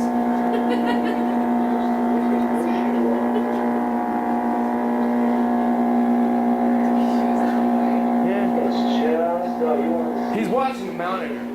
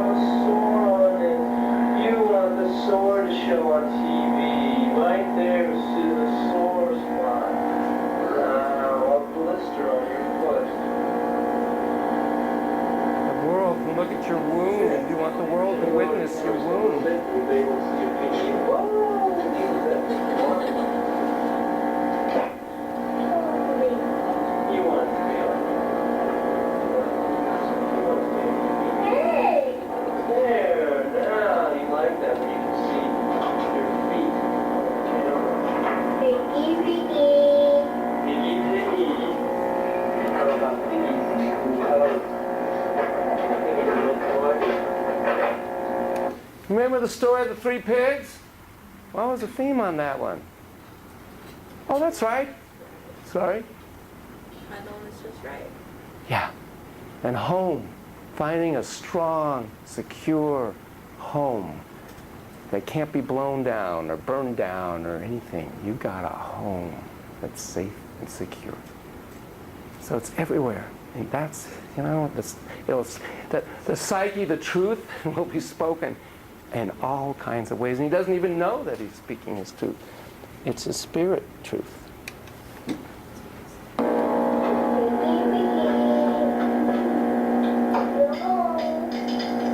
Going home, piggy piggy, going home.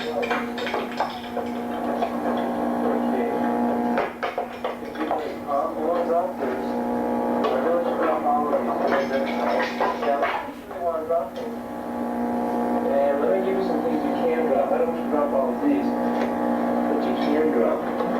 I don't know all of them, but you can do this really small. You can drop. They're all great. I don't want you to go close to the rest of it. Hey, you like this to make all big, do that. It's fun to make a mess. You want to move them as well.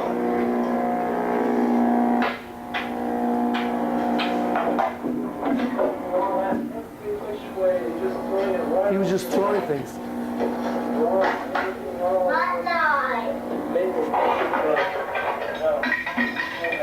No. I'm not sure whether you're angry or whether you're just liking to think of it.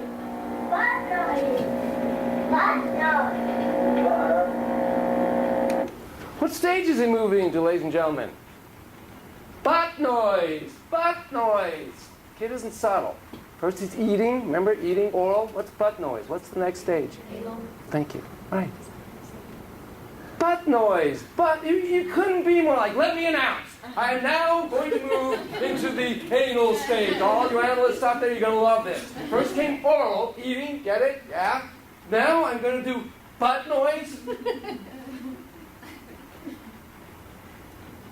So now it's me, we, or me, not we. Haha. Right? It'd be fantastic. The kid's like throwing things, making a mess. I mean, it's like, did you like take training in this stuff? How to exemplify psychoanalytic thought? Make a big mess, and then start saying butt noise to make it, in case they missed the message. Really? And what's he likely to do next? What's he going to do next? What's the terrible twos? What's the first word of identity?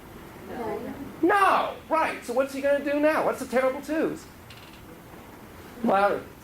I just said revolt. Yes, revolt. Be a brat. Not we. It's me, not we. Me. You betcha. And he's going to do it in spades.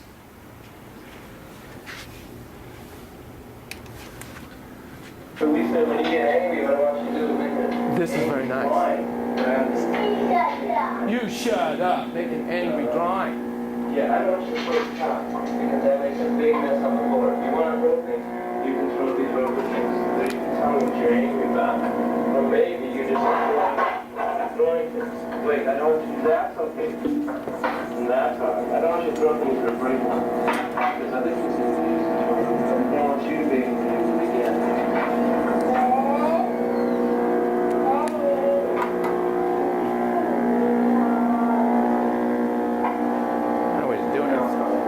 We're off camera.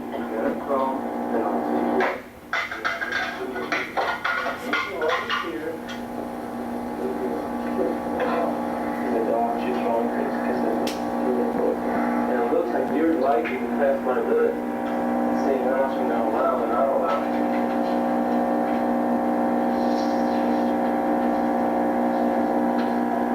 You're drawing. Looks like either an angry face or a sad face. An angry. No, I don't want you to throw the chalk around because it's too messy. Yeah, I don't like it. When you don't like me limiting you, you get angry at me for doing that. I don't want you to do that because it makes too much of a mess. And I can see that you like making a mess, and it is fun to make a mess. But I don't want you to make that kind of mess. Because that's too... I'm holding him like this. It's too long to clean it up, and I have to go, and other people need to use it for it. No, I'm not going let you go over there because I don't know that you're not going to use the chalk. You want to throw things. You can throw all these things that are down here that aren't breakable. You can throw any of these things. Those two aren't breakable, but you can throw these things. These guys you can throw all you want. That's fine. I'm not sure what exactly you're feeling angry or why you're feeling like throwing things. You want me to chase you around? I don't want you by the top because I'm not sure that you're going to throw it right now. Yeah, you get angry if you limit it. Okay, so I limit explicated limits. I explain why I'm limiting what I'm limiting. I try and value and validate his inner experience. It's fun to make a mess, etc., etc. I try to give an option. You can throw these things over there if you like. Actually, he's now going to be a little more cooperative. And then, notice how he does a little chase game. Hide and seek, separately together. Chase, separately together. Because I'm separate from you, I don't want you to catch me, but I want you to chase after me. Hey, come here, you're supposed to chase after me. Separately together, separately together. Here's the bind. I know you're getting like, whoa, man, this is a lot of energy. I want to take a little quick break. The problem is the time constraint. I am so sorry. And we actually have, usually we do another tape after this. We're not going to do that. I'm going to Dropbox that tape for you, so you're going to watch. You have some other tapes you can watch, because I want you to watch them, because we're going to have real kids next time. So I'm so sorry. Bear with me, because I do want to get through this. Thank you. Okay. Oh, the other thing I want you to notice again, he does begin and has before start to self-reflect. I'm now putting this here, I'm now doing that. That's exactly what we want. We're a psychoanthropologist of his soul. I want him to be a psychoanthropologist of his own soul. That's really what this is about. The inner wise one. Mindfulness ultimately is being a psychoanthropologist of your own soul. Being congruent and being valuing, validating, reflecting your own selfness. So know that. Okay, keep going, Carl guy. He also first conformed me by doing the drawing for a moment. Then he went limp.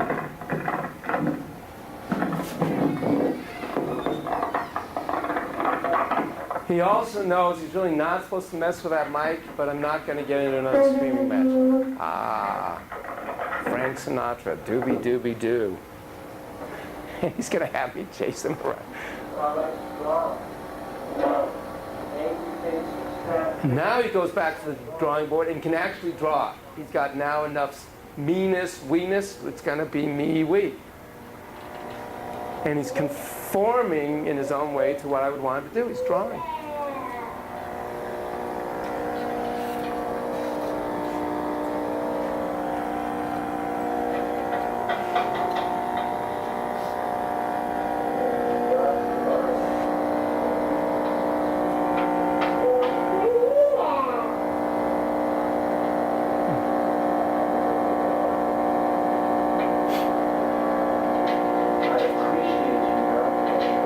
I appreciate you not throwing the chalk all around.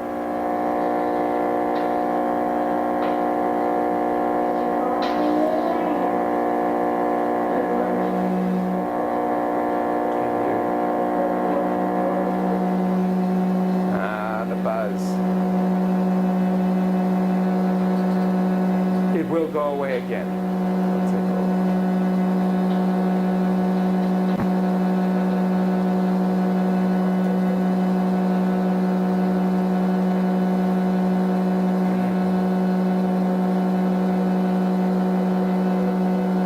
Sorry, I can't hear what I'm saying there, actually. I'm probably most reflecting what he's doing. The wonderful thing is how he would use drawing as a way to recenter himself in many ways. He's just gone through a lot. Centering himself.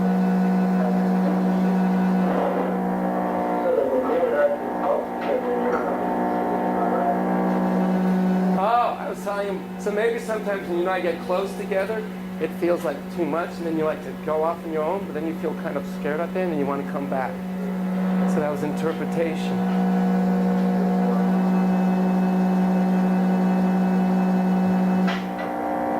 And there's, in that sense, a pause in the direct play where I could say that because he's drawing.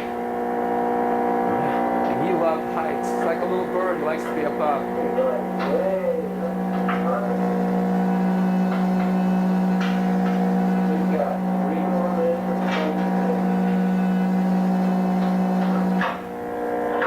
We were going to have time to go.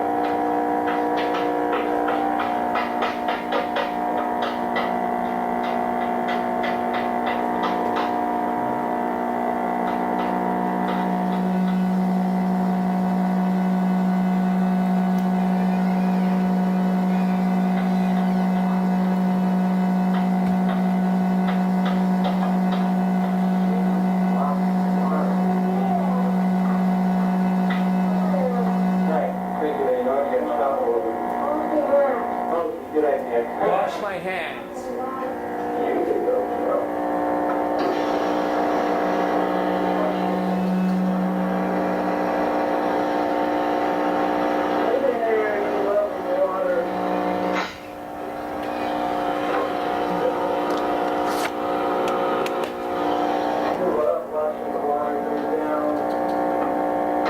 You love to fill it up and let it go down.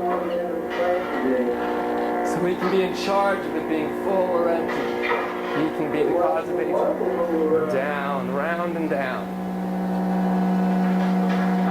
You're in charge of what leaves and what stays. You can always bring it back.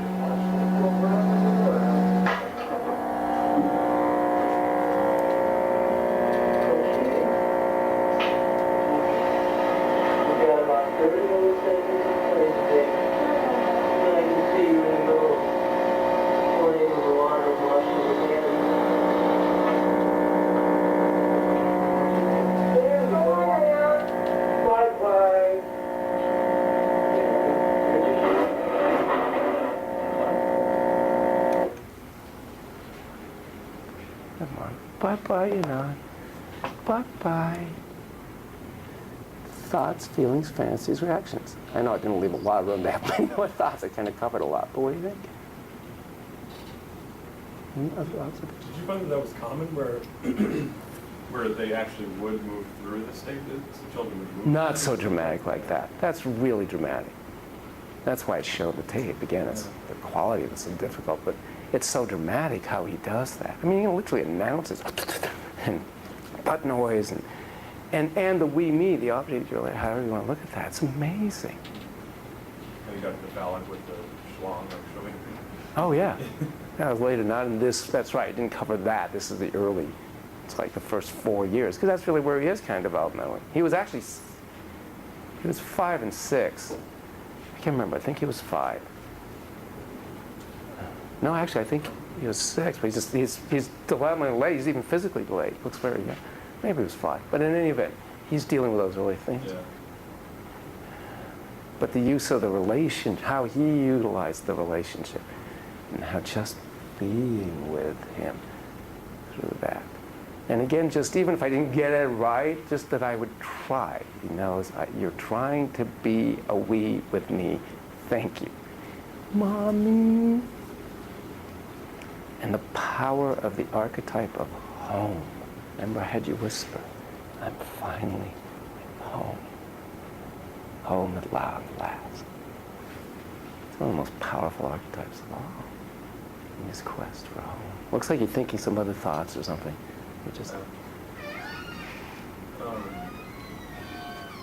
I was thinking about how when he got into that anal stage and started controlling everything, and you guys really, you had to put set limits on it. Oh, yeah. Doing that. And how you decided to set limits or not set limits in the moment.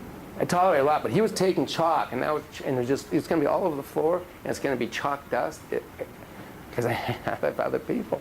And I didn't use that word because I know this feels totally unfair to you. I'd say I'm so aware now about the issue of fairness and how ingrained that. So I use those words more. I know you don't like me setting limits, telling you what to do. I had to say again, it feels so unfair to you. And I wasn't a tradologist. I love your spunky spirit. I love it. You know what you want. And boy, nobody's going to push you around in life, Carl, my man. That's awesome. And thank you, because he did accommodate me initially. I said, I'm not sure you're mad. It was right to the board and draws. So, and then it's like, nah.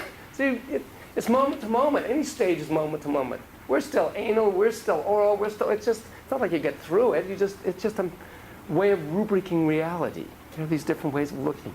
Like basic trust. Thank you, Eric Erickson. Nobody ever gets just through it. But it's a great theme. Trust is we. By Monic. But separately together. It's really about... And the subtleties of how we do separate together is astounding. So again, after I left, I sent him those cards. And then it was in the summer when I came back, there was a postcard from him. And just said, hi, Yanon, Carl, with the R spelled backwards. I know, and I never heard from him since. And I just hope he has a wonderful home with somebody there, somebody at home for him.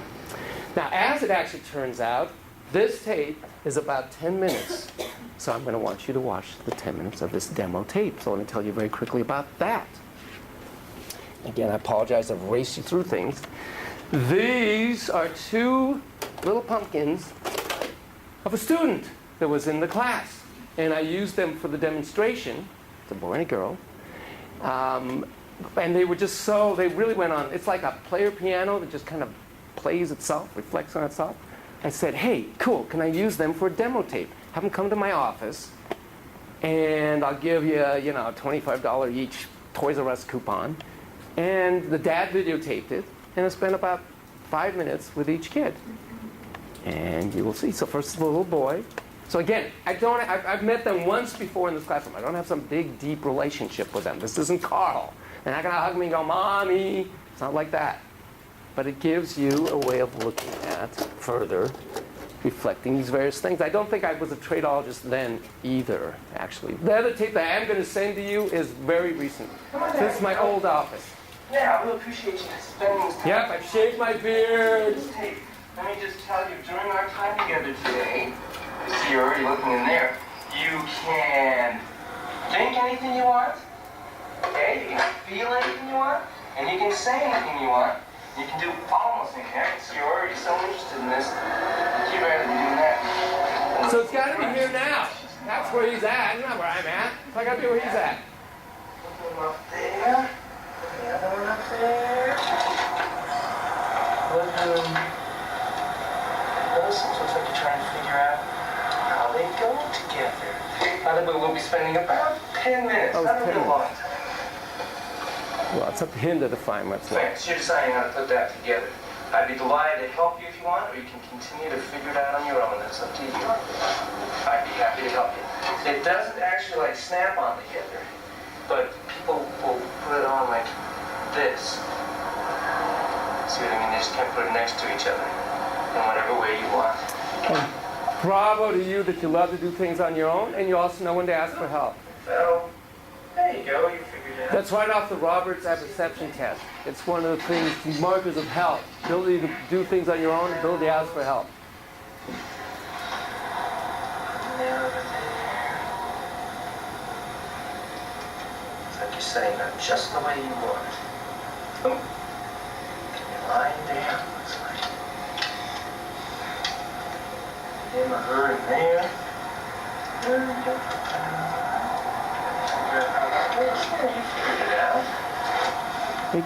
You're good at problem solving. You figure things out on your own. Looks like a horse. Usually since a horse, though, in here can be whatever you want.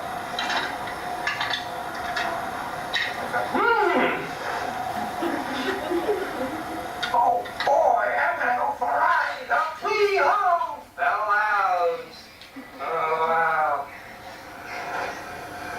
Yeah, fun. And now you're looking over there. Set up. Wee! Oh, I fell down! Said that person, I guess.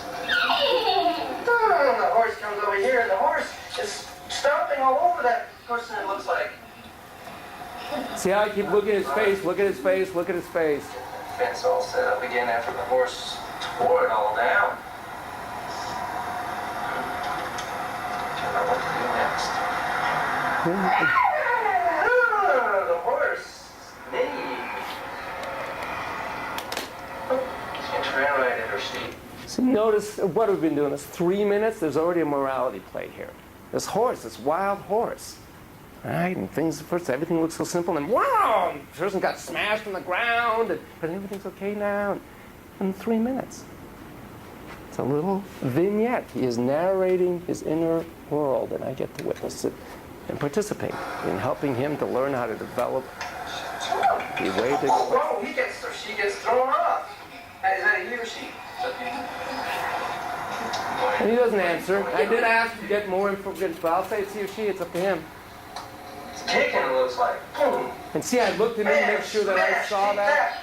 Ooh, it's all getting smashed up. The horse is smashing everything around and stomping. Stop. Oh, you're stomping up, said the person. So the neighbors are you guys be quiet. So the next door neighbor came over and said, you guys be quiet. Okay. Of course, and I got making too much noise and it bugged the neighbor. Analysts would love this. Horse is it. The neighbor says stop, it's super ego. I mean, it's all there. But there's a lot of other ways to look at it. Now you set up so the horse can't get out. That horse is pretty wild. Stomping on things, making lots of noise. So now you're having so the horse can't get out. Horse might be frustrated he can't get out. I don't know. So maybe he's escaping. But it looks like you're putting that on there. Harness or whatever. Figured out. Oh, the horse is taking the tractor. Dragging it. Goes the tractor. So on the one hand, the horse is wild. On the other hand, the horse can be really helpful. You're setting up the cart so that the tractor can pull it. And now the pig's going to the place. He's going to take the pig to the gate. He's going to take the pig to the gates then, okay? All right, Piggy, you're coming to the gates, said the, I guess we'll say the farmer. Farmer, I guess, was taking the pig to the gates. Over here.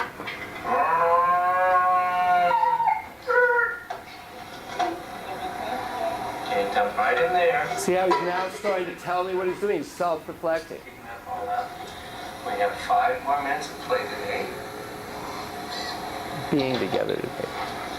And put that little ball in there.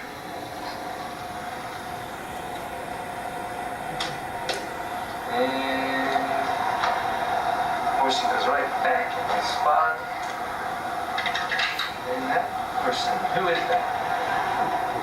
He's not going to answer. Okay, it's all up to you in here. You know, if there's a boy, a girl, a mom, a dad, because sometimes I do want to know who the characters are. And they're going for a ride. And pulled by the tractor. Up we go for a ride. All the way around. Come back. And then they come back. They get out, they go to bed, it looks like.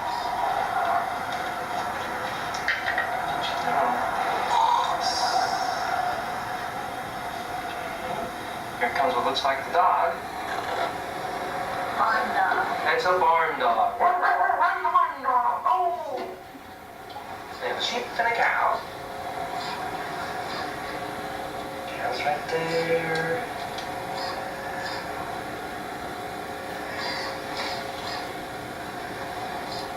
Here's the sheep. Man! The sheep. Oh, the sheep's gonna stay in there. Closing that up.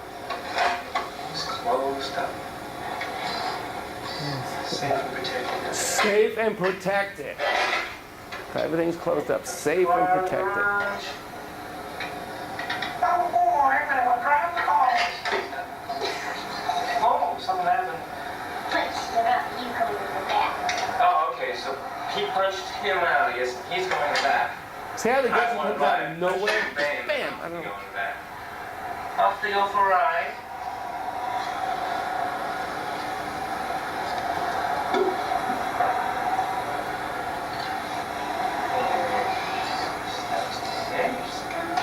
Oh, the piggy's on top of the barn. Oh, wee! Throw out smash. Oh, I smashed into the ground, said the piggy. And he comes booming around. Now again, his dad's working the camera and his sister's off to the side. We have just a few more minutes. And you're looking at Dad.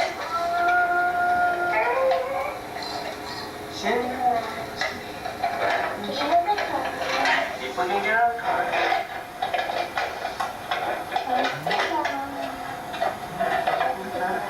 And shut the garage. Open the garage now. Into the car we go. It's shut. I go driving around. And they're back. We're back now.